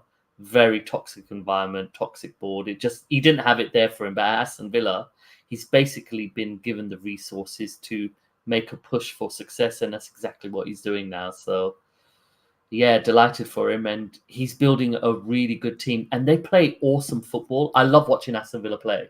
I love watching them play. Yeah, I'm happy I've got some form of defensive coverage. In my opinion, they've got some of the best fixtures in the Premier League. Once they get past Arsenal next week, their fixtures are as follows. So they've got, after Arsenal, I think it's Leicester. Let's have a quick look. Leicester, Everton and Wolves. Yeah. And then Ipswich. Amazing. Those fixtures could potentially bring a clean sheet. Now, I saw the last 20 minutes of that match, including stoppage time. To be honest, I wasn't there thinking, oh my God, Aston Villa looked terrible defensively. I think that if it wasn't for that penalty, they would have come away with a clean sheet. And that would have been massive from a differential point of view from my perspective. But certainly Leicester, Everton, Wolves, Ipswich. Everton, Wolves haven't got any goal scorers. And then with Leicester and Ipswich, I suppose Ipswich today, but Leicester will find out what they're all about on Monday evening. Yeah. We then move on to last night's game quickly. I was genuinely shocked at how bad Man United were from an attacking perspective. The only player that I saw that had any energy, passion, drive was Fernandes. The first half, I was thinking, oh God, this bloke is going to get a haul here. He's going to get a major amount of points. And I'm scared that I don't own him. I'm thinking, right, let's try and concentrate on the other players which I've got in this particular fixture, or more specifically, players which I would consider owning. And I was looking at the Man United defence and I thought Martinez is probably the standout for them that I saw last night anyway. And certainly that Mazzarari, or whatever his bloody name is, looked good too. But Man United as a team, I was just like, I didn't even know Mason Mount and Rashford were playing. They were just non-existent. Aman, another one, where they even play. Even Fernandes himself was getting really frustrated at the fact that his players just weren't pushing forward. In the second half, Fernandes seemed to be a lot more deeper. There were even moments where it was almost like on the left side of the pitch, almost in a defensive point of view. I didn't quite know what was going on there. Did they deserve to win? Yeah. Fulham were pretty flat. They went there with a plan to try and hit Man United on the counter, and there was the odd time here or there where it did actually work, and unfortunately just Fulham didn't have the quality to really make it count. Like I said, Smith Rowe, you could tell it was his first proper game for Fulham. He was dropping deep a lot. And like I said, he clearly was very creative. You could tell that, in my opinion, he was a stand above a lot of the Fulham players. But the one player I was really impressed with was Robinson, and the other guy on the right-hand side, Tete. I thought them two on the wings were fantastic. Nunes, very, very, very quiet evening. But thankfully, a lot of us didn't buy Fulham assets for Man United game. If we had one playing, it was just by pure coincidence like I did. Their upcoming fixtures, Leicester, Ipswich, West Ham. I'll tell you what, if they get if Smith Rowe and Nunes completely fall flat in that, then a lot of us have made a really big mistake, because I'm expecting in those particular fixtures Fulham to get a minimum of 6 points. Oh yeah. I mean,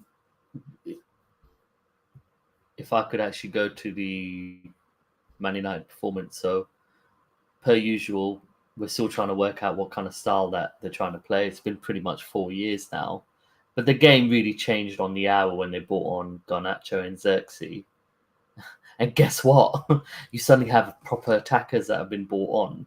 And I know there's this notion of Bruno playing false nine and people getting excited, but he's not a false nine. The guy is a creator, chief creator in that Man United team, where he'll pick up the ball from the halfway line, the defensive third, and then try and create something. He and Erdegaard are very similar. Yeah, in regards to, they don't want to be the outlet, but they'll be part of a lot of the creativity, even if they're the assist of the assister. So, but when Garnacho and Xerxes came on, the formation completely changed as it should be. You had Casemiro, Mainu, and Bruno in midfield, which should have always been in the midfield. And then you had Garnacho, Xerxes, and Rashford. So you actually had proper players playing in their proper positions. And then, in my opinion, Manchester United deserved to win. Because prior to that, for me, the game was literally just going to a 0-0. Neither team really consistently looked like they were going to take the win.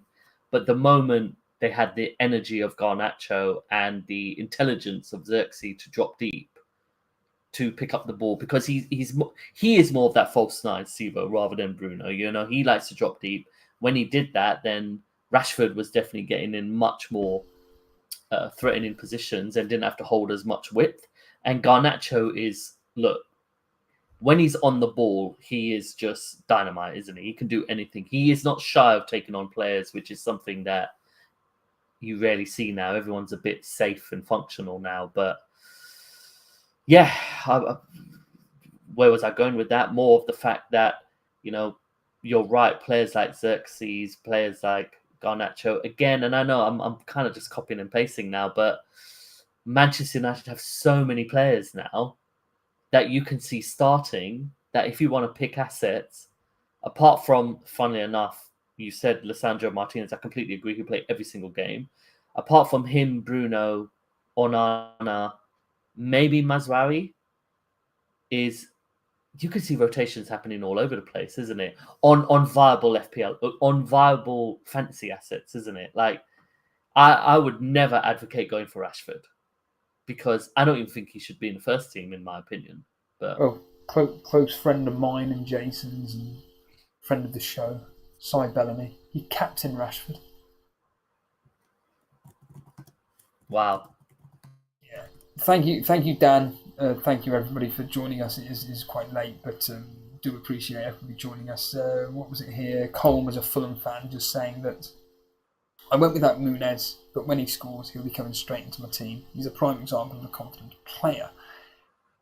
Lewis Allen making a point about Garnacho. Garnacho is an absolute top-level player. I really, really do like him. I think the only reason why he didn't start yesterday is because of Armand's, whatever his bloody name is, performance during pre-season. If Diallo hadn't have been performing that well, then Ten Hag wouldn't have played him. The only good thing for United is that they won. They did a job. They won. I think Fulham can come away with their heads held high, to be honest with you. They did a job. They nearly got a 0-0. It could have ended up 2-0 if Rashford and Garnacho had cocked up right at the end. But to be honest with you, if it ended up 2-0, it would have been a fair result. If it ended up 3-0, at that point you're thinking it really didn't have 3-0 written all over it. But there were a few chances that Man United did miss. Overall, I was genuinely thinking last night, how the hell do I get Fernandes in my team? But their fixtures, I don't think are that great. They have got Brighton and Hove Albion, which is a early morning kickoff. That ain't going to be great at all. That's got 1-1 or even a Brighton win written all over it. Mm-hmm. Liverpool at home, horrible fixture. Southampton away, which is another 12:30 kickoff. Great fixture. It's a great fixture, but it's the fact that it's so early in the day. And I don't like early day fixtures. And for someone like Fernandes, I think he thrives more on those afternoons or evening fixtures. Because, when Liverpool are playing Liverpool at the 4:30 kickoff, and then in game week 5, they will be playing Crystal Palace in the evening. So that could be a profitable thing. But certainly Fernandes is definitely on my radar.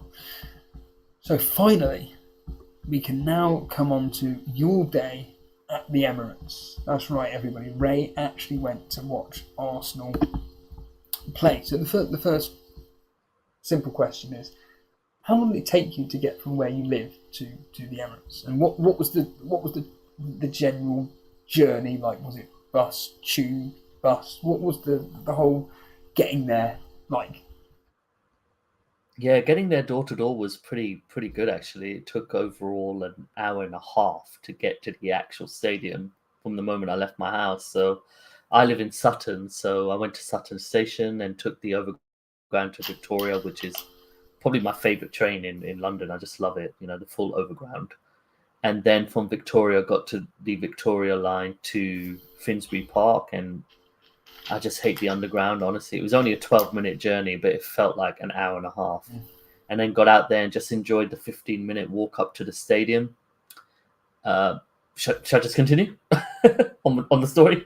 Yeah, stage is yours. Yeah, so, and I kind of left a voice note for you, but it's the first time I've been to an Arsenal opening game since 2004. When we played Middlesbrough in the most ridiculous 5-3 game. It was unbelievable. When we equaled the unbeaten record of 42 games, I want to say.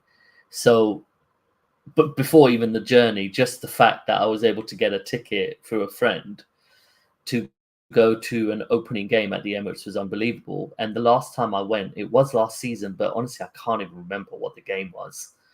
But so going to the stadium during the day, I don't think I've done in 2 seasons, because I definitely didn't have a day game last season. I went to an evening game just straight from work. And so the journey was great. And then, it's always nice when you're taking the train and you see other Arsenal fans, and then you kind of nod and smile and had a chit chat with a couple of them as well. And then the walk from Finsbury Park to the Emirates is just lovely. It's just a lovely walk, especially with the weather so glorious, because it wasn't baking, Sivo. It was like 20, 21 degrees. For me, that's just like my favorite kind of weather in London, because, it wasn't baking hot or anything like that. Go ahead. I was going to say, Finsbury Park, how far is that from the stadium compared to, because I know Holloway Road is the one that I would be getting off at, and that's literally that's like a 5-minute walk. Yeah, that's just like a 5-minute walk. But From Finsbury Park, it was about a 11-minute walk. I want to say 11 or 12-minute walk. Okay, So, okay, yeah. So you so you actually walk past the Arsenal station and then go to the Emirates. Go ahead. yeah, because you were lucky enough to be given a ticket for free. One of your friends allowed you entry. No, I paid. I gave him money. Okay, fair enough. Whereabouts were you sitting? Was it a good seat? I was sitting. Yeah, I like the high view because I actually like to see the whole pitch. So I was in row 119 in basically so in the M tier. So I was probably only 15 rows from the absolute top, but the good thing about the Emirates, because it is still classified as a modern stadium because it is only 20 years old, is that any seat that you have a good view, if that makes sense. But it depends what you want. The good thing about having a higher aspect, the higher view for me is I can look at it more from see all the players on the pitch, see, as you know, I do like tactics. I do like to, kind of really look at players' movements and stuff like that. So yeah, in my opinion, the view was just the view was absolutely excellent for what I got. But the last time I went to a day game for Arsenal, it was very much kind of, you still had that kind of toxic air because we didn't really know what Arteta was doing, because the last time I went was a season after we finished 5th, where we bottled the Champions League qualification. So the feeling was very much like, okay, we've got Jesus, we've got Zinchenko, but there was still an unease around the stadium because we were still identity building, in my opinion. But before I even go to the game, talk about the game itself, Steve-O, is the actual, because I was in my seat a good 45 minutes before the game. I really just wanted to soak it in, sit down, and just really enjoy the whole atmosphere. Is there was this really lovely kind of buzz around the stadium. It wasn't just first day feelings, which you always get. It's very different, but it was more around, there was so much positivity I felt around the stadium. Even the MC, the way they were talking, the music, everything like that, highlights, they were actually, we had a silence for Kevin Campbell because he died, unfortunately, but he was a fantastic footballer for us. And a lot of people talk about Ian Wright, but Kevin Campbell really did hard work to allow Ian Wright to prosper when 4-4-2 was the norm.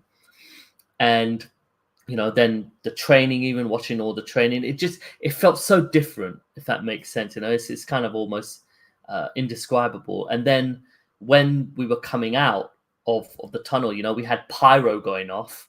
So it felt like a real event. And then you had the smoke coming from the top as well, so you could actually smell the cinder, if that makes sense. And it felt like a real event, if that makes sense. It felt like an event. It felt almost like a battle as well. And then, of course, the game kicked off as well, and it was very much what I expected.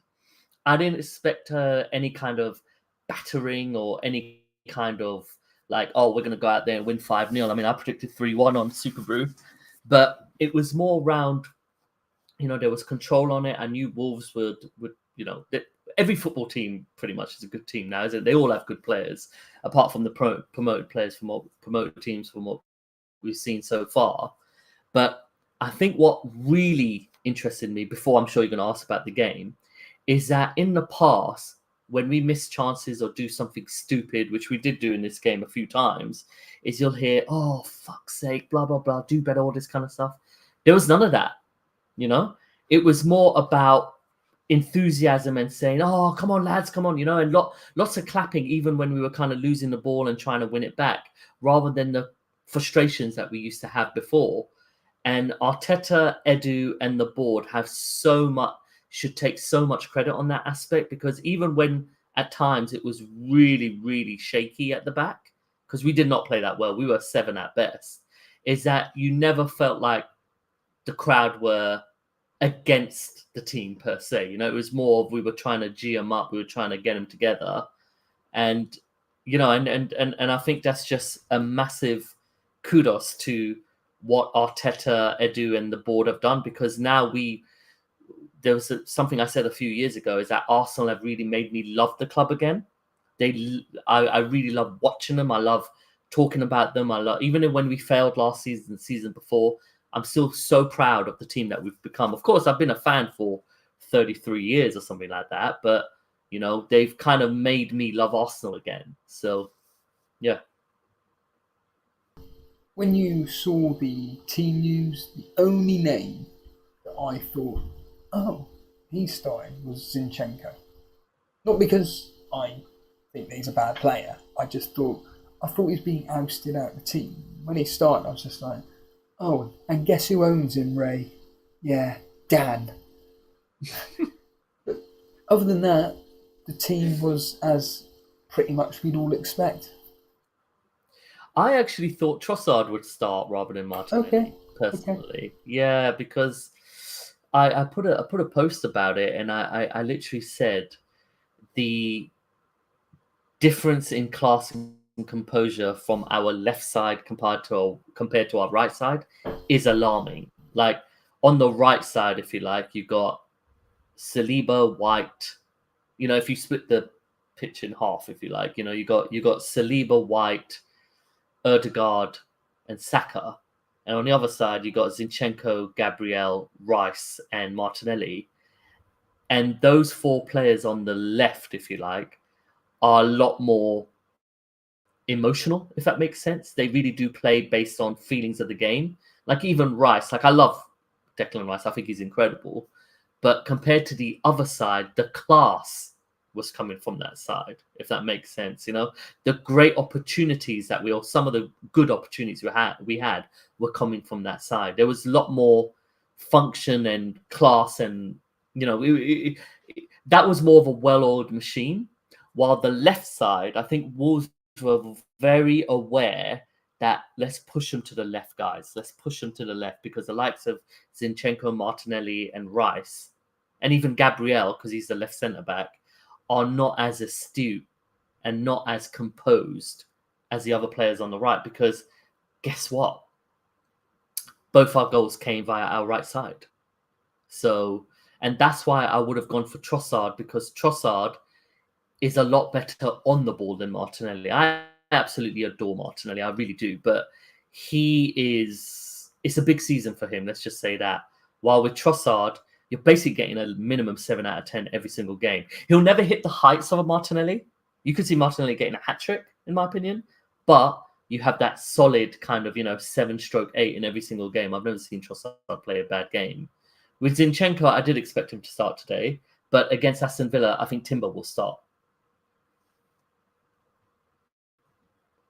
Yeah, Zinchenko will be slowly ousted out of the team, as Timber gets to more match fitness. A quick question here for you from Scotland Investor saying, who impressed you today from Arsenal, or even Wolves, but mainly Arsenal?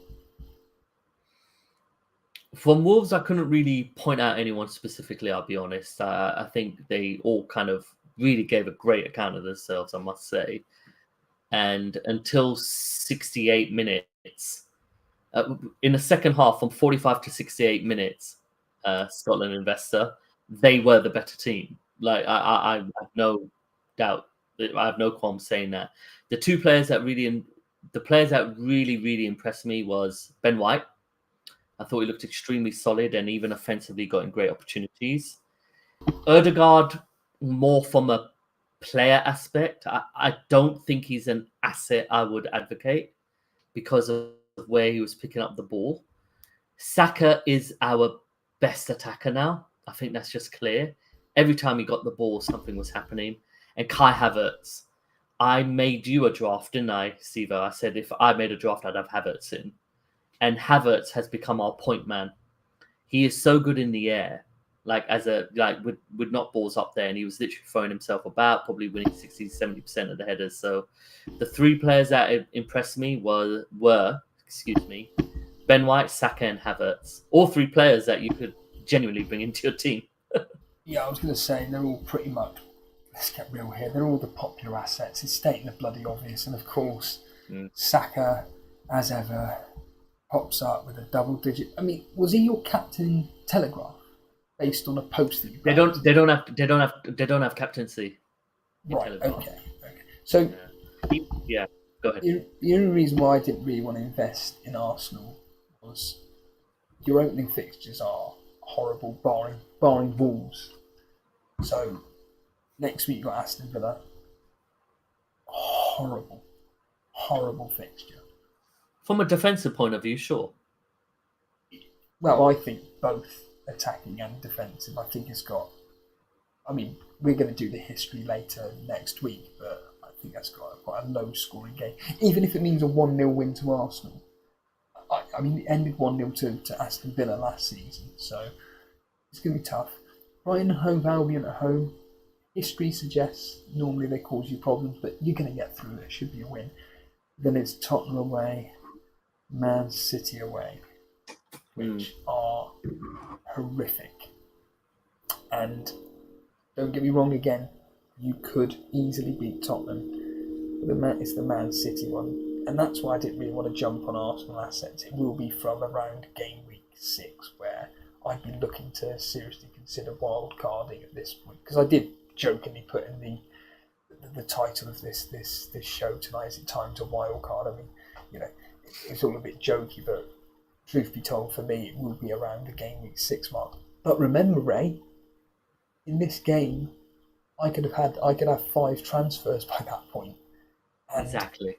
As it stands right now, I'm not thinking of making any transfers until possibly game week 3, where I'll have 2. And pretty much it's probably to get rid of Son.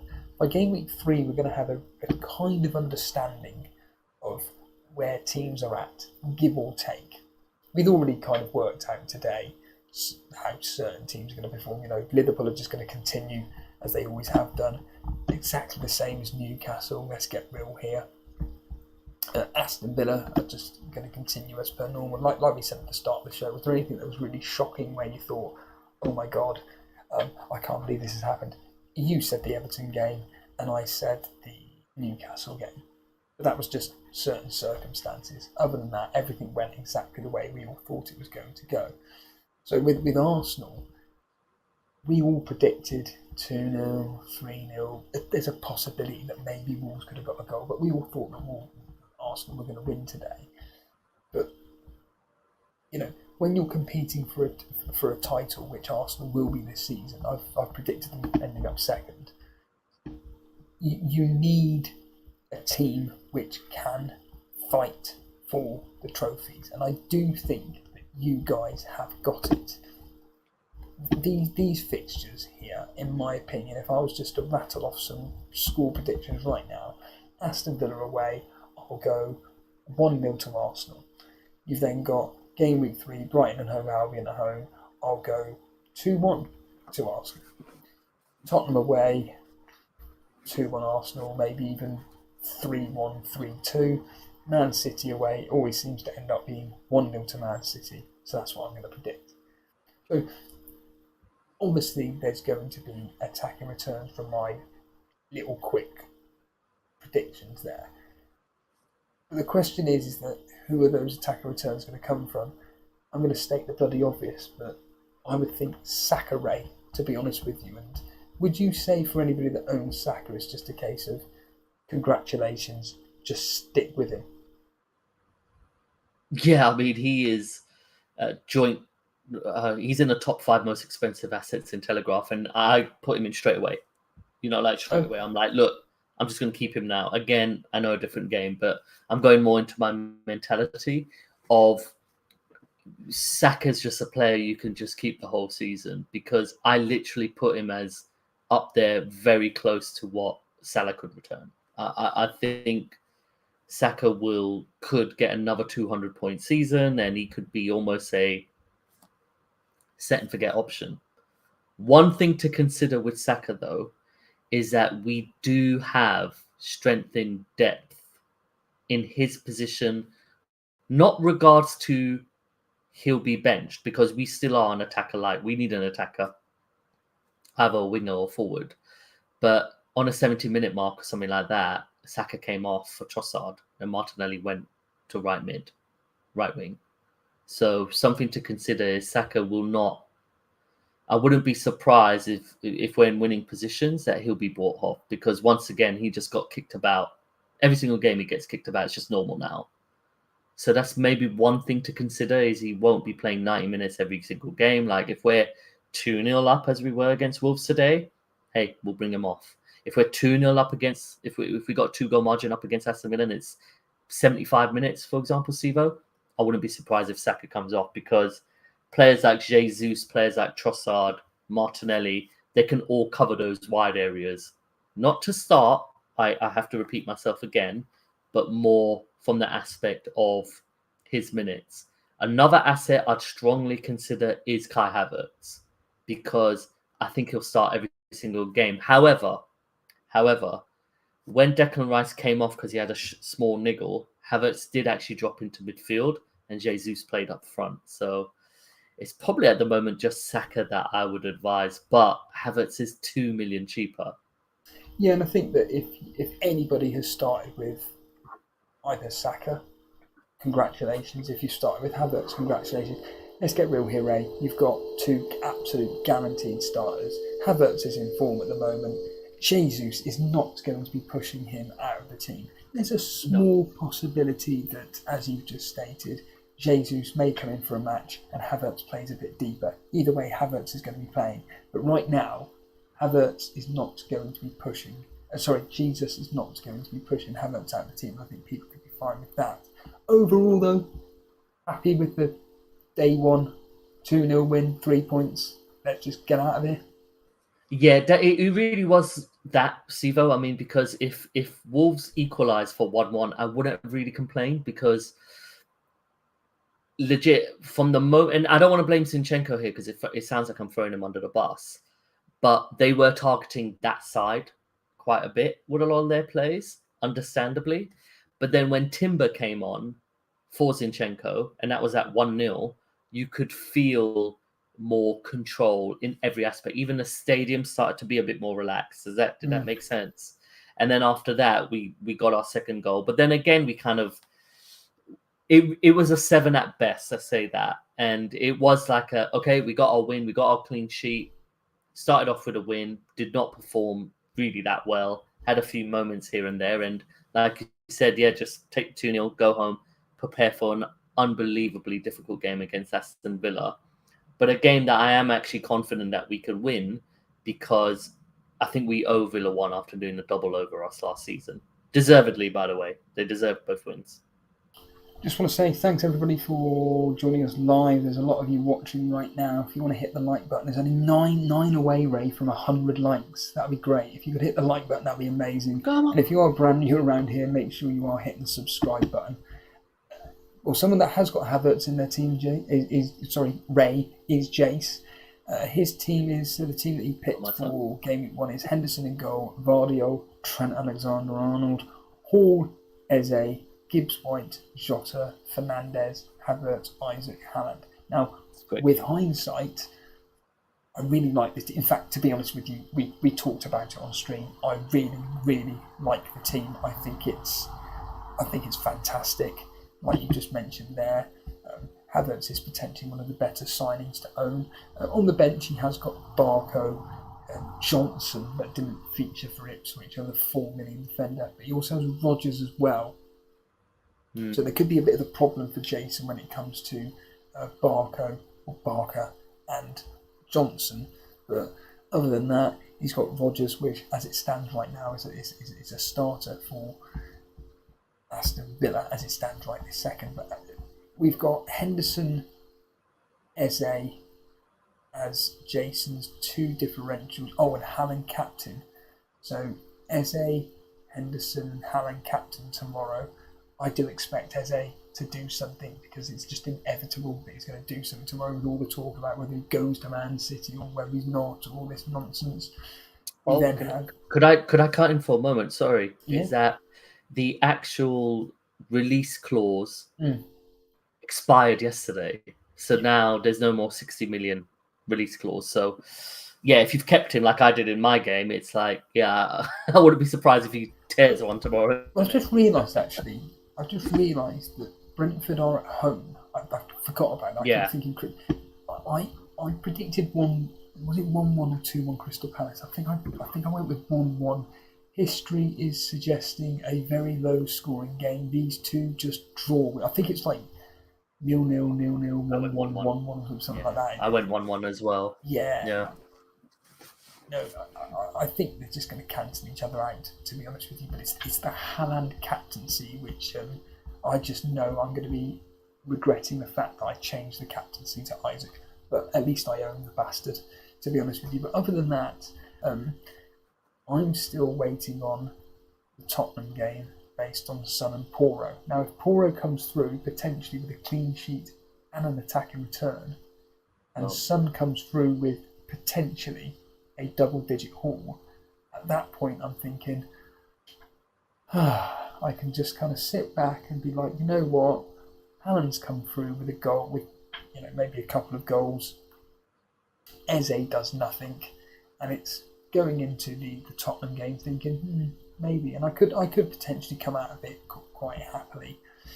Let's just quickly finish with a few comments in the chat, just quickly. Oh yeah, I mean, if anyone wants to ask any questions, then please go ahead. Maybe a good chance. Scotland Investor saying, for anyone that triple captain Salah today has got a big head start. I mean, yeah, there'll be someone that's triple captain these particular individuals. Calm saying he's got 60 odd points so far with 3 to play, which includes the goalkeeper. Finchay saying I have in Berman and Flecken. Good luck with that. Flecken was quite a popular goalkeeper option with the rotation with Henderson, I believe it was. That was quite a popular thing. Scotland Investor saying anybody with 50 points or over is really started quite well. Scotland Investors thinking that Arsenal are going to win the league this year. Yeah, so I feel we've got stronger, and I think at least at this point, Man City aren't as strong as they were last season, just based on the fact that they've sold Julian Alvarez, who was massive in that squad, because not only would he cover Haaland, he'd actually cover De Bruyne as well in regards to those central areas. So they haven't replaced him as yet, and of course Oscar Bobb's injured, but Grealish is back after missing a lot last season, and I do think they're going to sign another attacker because they have to. They are short, so I put us at a better stage than we were last season. A lot has to do with, obviously, we've got better, and at the moment, at least, we have availability a lot more than we had this time last season. But also, I don't think it would be so much we've got so much better. I just think Man City, Pep, I don't know if they could just keep this up in regards to the pure motivation and performance to keep doing this every single season. So I've actually predicted that we will win the Premier League this season. Oh, wow. Yeah. I hope you do. I think that Arteta's got the right mentality. I think that you've got a good enough squad. I just think that Arteta needs to maybe give certain players a rest when required, the likes of Saka, 100%. Saliba, just to name two, maybe even Raya. Your key components to your squad that are constantly playing virtually every single minute of the Premier League. I mean, didn't Declan Rice come off with a knock today? Yeah, and he did actually, but it was more of a. I think he just maybe got. He almost got like a dead leg, or he got like his calf or something like that. So we took him off pretty quickly, and Saka came off, like I said, 75 minutes. You know, these things don't happen. And if there's one thing I can really critique on Arteta, he's terrible with rotation and subs. Like last season, like they were down to the ground, like another 3 games, and I honestly feel some of these guys would have passed out. We must use the squad this season because there's the extra 2 games in the Champions League. And if we, in my opinion, we've got to get a trophy now to kind of, say, okay, now Arteta has something since rebuilding the team, because that FA Cup win he got, I don't know how we got it, with the worst Arsenal team I've ever seen, is that kind of gave him grace for a season. But now it's like, okay, it's brilliant. I'm not saying there's any issues with his job, but we're a really good team now, and you want to have a trophy next to that. So, and to do that, you've got to use the squad properly. I don't want to see Jorginho, for example, or Jesus, for example, or Kivior, for example. I don't want to see him come in cold. Does that make sense? I don't want to see him just forced in like Smith Rowe was last season for 1 or 2 games. I want to see Vieira get more minutes when the right time is, you know?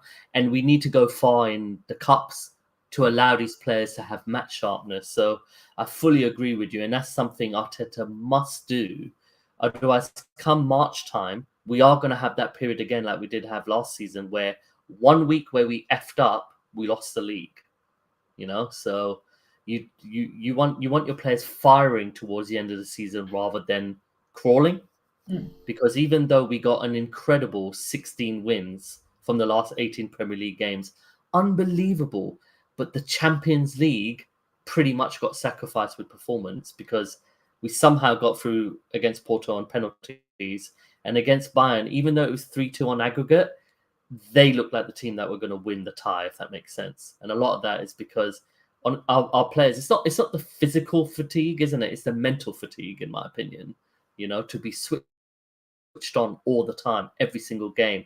Erdegaard playing every minute. Havertz play well. Havertz has a very different body type. He the way he's built, I think he could just play every minute because he doesn't really have a lot to carry. With all due respect, but players like Saka that get kicked around all the time.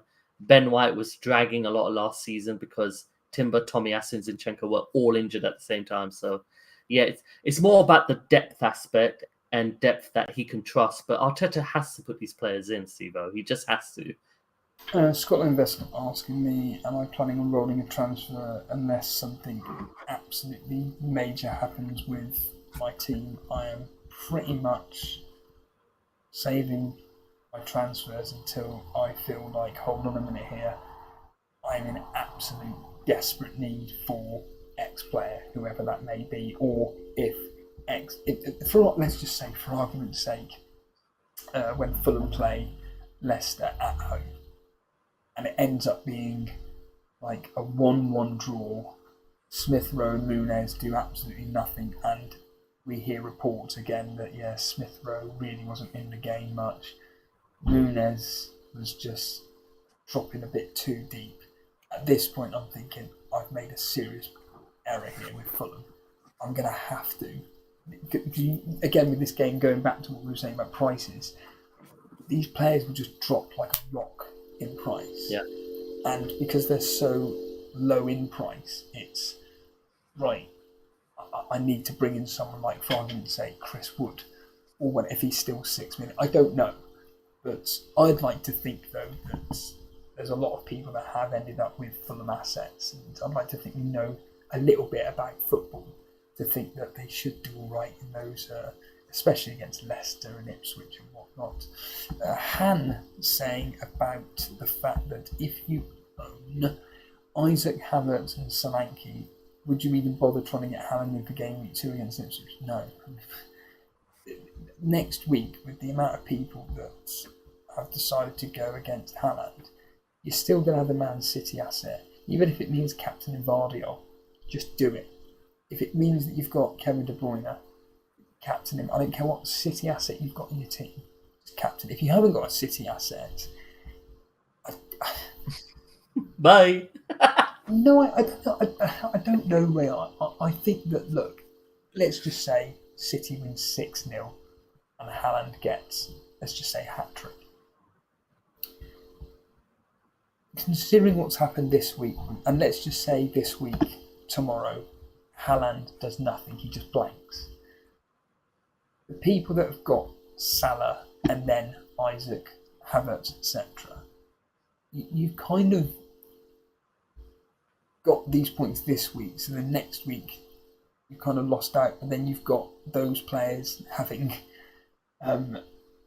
other decent fixtures where they could return. It's all these ridiculous mathematical equations that, to be honest with you, I think if you can just get through next week and just think, look, I put my flag in the sand not to have Haaland, and I knew that they were going to play Ipswich, then I wouldn't worry about it. I mean, Cole's saying here that he's still looking to bring Haaland in by game week 6 or 7. yeah, I think that you don't need to really worry when you deliberately knew that you weren't going to have him in, and you've probably got Salah, and you're probably going to captain Salah, I'm assuming, versus Brentford, because next week, from a fixture point of view, best assets to be captaining, in my opinion. Steve, keep going, yeah? Just give me a sec. Yeah, it could be someone like, if we're not talking Man City, you could be looking at one of the Liverpool players versus Brentford, whether that is Trent Alexander-Arnold, whether it is Jota, whether it is Salah, but obviously Salah on top. Who else is there as a decent captaincy option? Potentially Solanke at home to Everton, potentially. But really the standout fixture is going to be Man City versus Ipswich. But if you've gone against it, then you're captaining Liverpool. We then have, regarding the question from Scott Investor, it's not even a question, it's just a statement, saying that he is wondering if this will be a regular Saturday stream. Well, you've been with the channel long enough to know that we have been saying that essentially I'm only going to be doing these Saturday streams if I'm with somebody. Ray has kindly said that he is going to be joining me every Saturday when he can. At the end of the day, at the moment, his wife and kids aren't in the country, so he's able to cover this week and next week, but the week after he's not going to be able to do. So I'm going to try and get another guest on, preferably Jason, but trying to get another guest on to cover, because I do like doing these Saturday streams. I do think that they are important for people to be able to listen into a stream and actually enjoy people chatting FPL. Joshua saying, would you go Jota to Foden for free if you have the money in the bank and have no Haaland? If you're that fearing of not owning Man City, and you know that Foden's going to start, go for it. But to be honest with you, I wouldn't. I'm really, you've gone with no Man City assets for a reason, or you've gone with no hand for a reason. Be strong. A question for you quickly, which is a ridiculous one from Buffy, already panicking. He's saying here, do I stick with Gabriel or do I switch him to Ben White?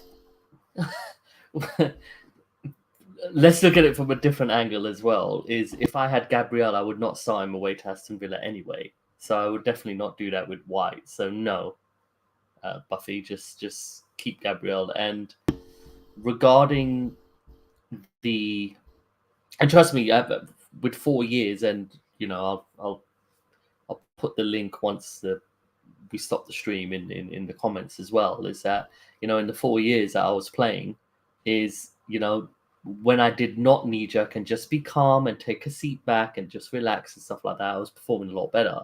But then when I'm doing these, and I was doing a lot last season, which contributed to my worst season, is it seldomly worked.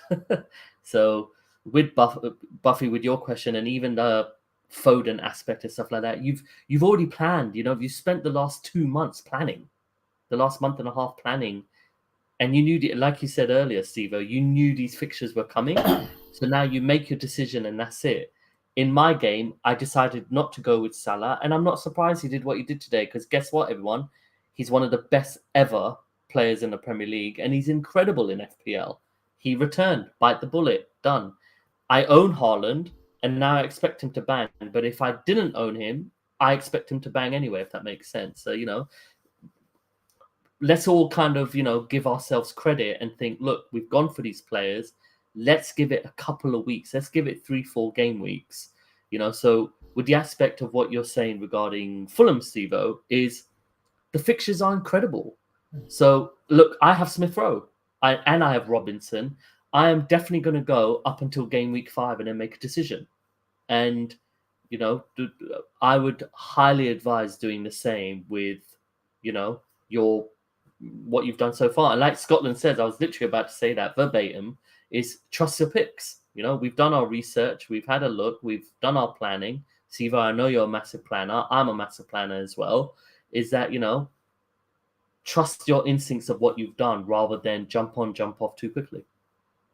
Yeah, to be honest, from what I heard today regarding Salah, it wasn't particularly that great.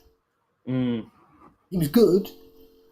He wasn't great, but Salah is Salah at the end of the day, and he's an individual who, let's not mess about here.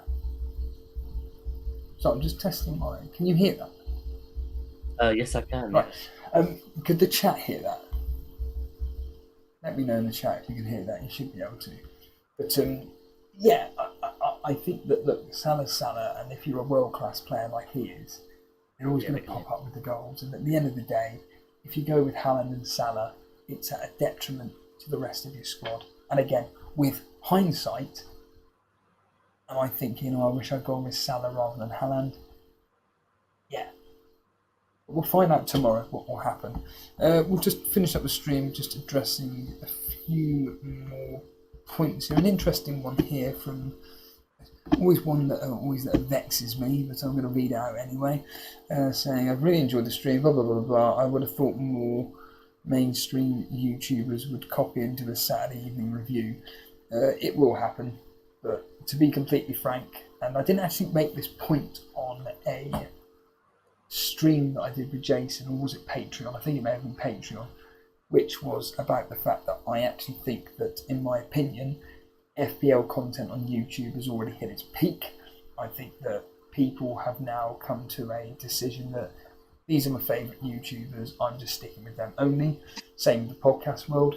What I see is going to be happening it's already started this year, but it will be studio-based podcasts / streams for FPL and live events. They're the next big popular thing that's going to come into the world of fantasy football. All the streaming stuff and the podcast and stuff, that's already reached its peak. No one cares anymore. Everybody's just tunes in to who they like and that's it, done. But the live events and the studio-based podcasts, they're going to get more and more popular, in my opinion. Do you have any thoughts on that quickly, Ray? No, fully agree. And I think a lot of the content creators are going to lean a lot more into their Patreons to try and, understandably, you know, get more income and contributions that way. But therefore, they're making more content, obviously, to supplement the fact that people are actually paying towards it in Patreons, which, again, I totally understand. And I advocate, actually, if you're putting a lot of time and effort in. But otherwise, I fully agree with everything. In fact, I saw Raptor has like a studio show now, and he had Harry on, and I think he's had Oscar on as well. And yeah, it's just going to become the norm because, like anything, you can't just sit still and rest on your laurels, isn't it? You've got to push it out. You've got to expand and do things more to try and engage. And I'll be honest with you, keep relevancy in this space, isn't it? Because look, this season I've already seen 3 or 4 new content creators who have excellent historic ranks start to come out a bit more and do stuff. So, you know, there's more people are coming. So you want to keep on moving the boat. Like, for example, you guys going on Patreon is absolutely brilliant. You know, my thoughts, I'm delighted you're doing Patreons.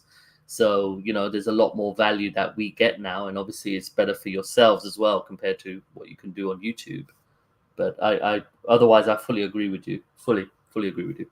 PK7 Evening Pal, he says here, podcasts went the same, didn't they? Lots of studio-based ones. And it's funny you say that because lots of podcasts now are just on YouTube. And I've always made this point. I think I may have even sent it to you in a voice message, Ray. I can't remember now. It doesn't really matter. I find a lot of podcasts should not be on YouTube. They're unnecessary, it's not needed. Now, I get the reason why they're on YouTube because it's just easy accessibility. But to be honest with you, a lot of podcasts don't need to be video format, they just need to be audio based. But it's the new. In fact, I had an email today, Ray, from Spotify saying, have you thought about uploading your podcast via video? I'm thinking, no. Why would I? It's just like pointless. Revolt Me saying, I think Captain Isaac today is being a more frustrating thing than going for Haaland over Salah. Yes, I would say that the Isaac captaincy was a bit frustrating. However, at the end of the day, they had a player sent off. Yes, Southampton were keeping a lot of possession. I heard they had like 60-65%. But that's the way the Southampton manager likes to play. Just ask Mark Summons, he was banging on about it. So that's not surprising. But it's going to be by game week, at the end of game week 2, seeing the potential damage that Haaland could do. That is going to fascinate me the most. On that note, Ray, is there anything else you can think of that's happened today that needs talking about? If not, we can say goodnight. No, I mean, first of all, excellent to do the stream. Really, thank you for inviting me, of course, and the chat as well. It's been excellent. If there's one thing to say, I'll just repeat myself again, is don't go so knee-jerk so quickly. Give, back your picks, as was said in the chat earlier. Just be patient, sit back. The game week's not even over yet. We still got 3 more games.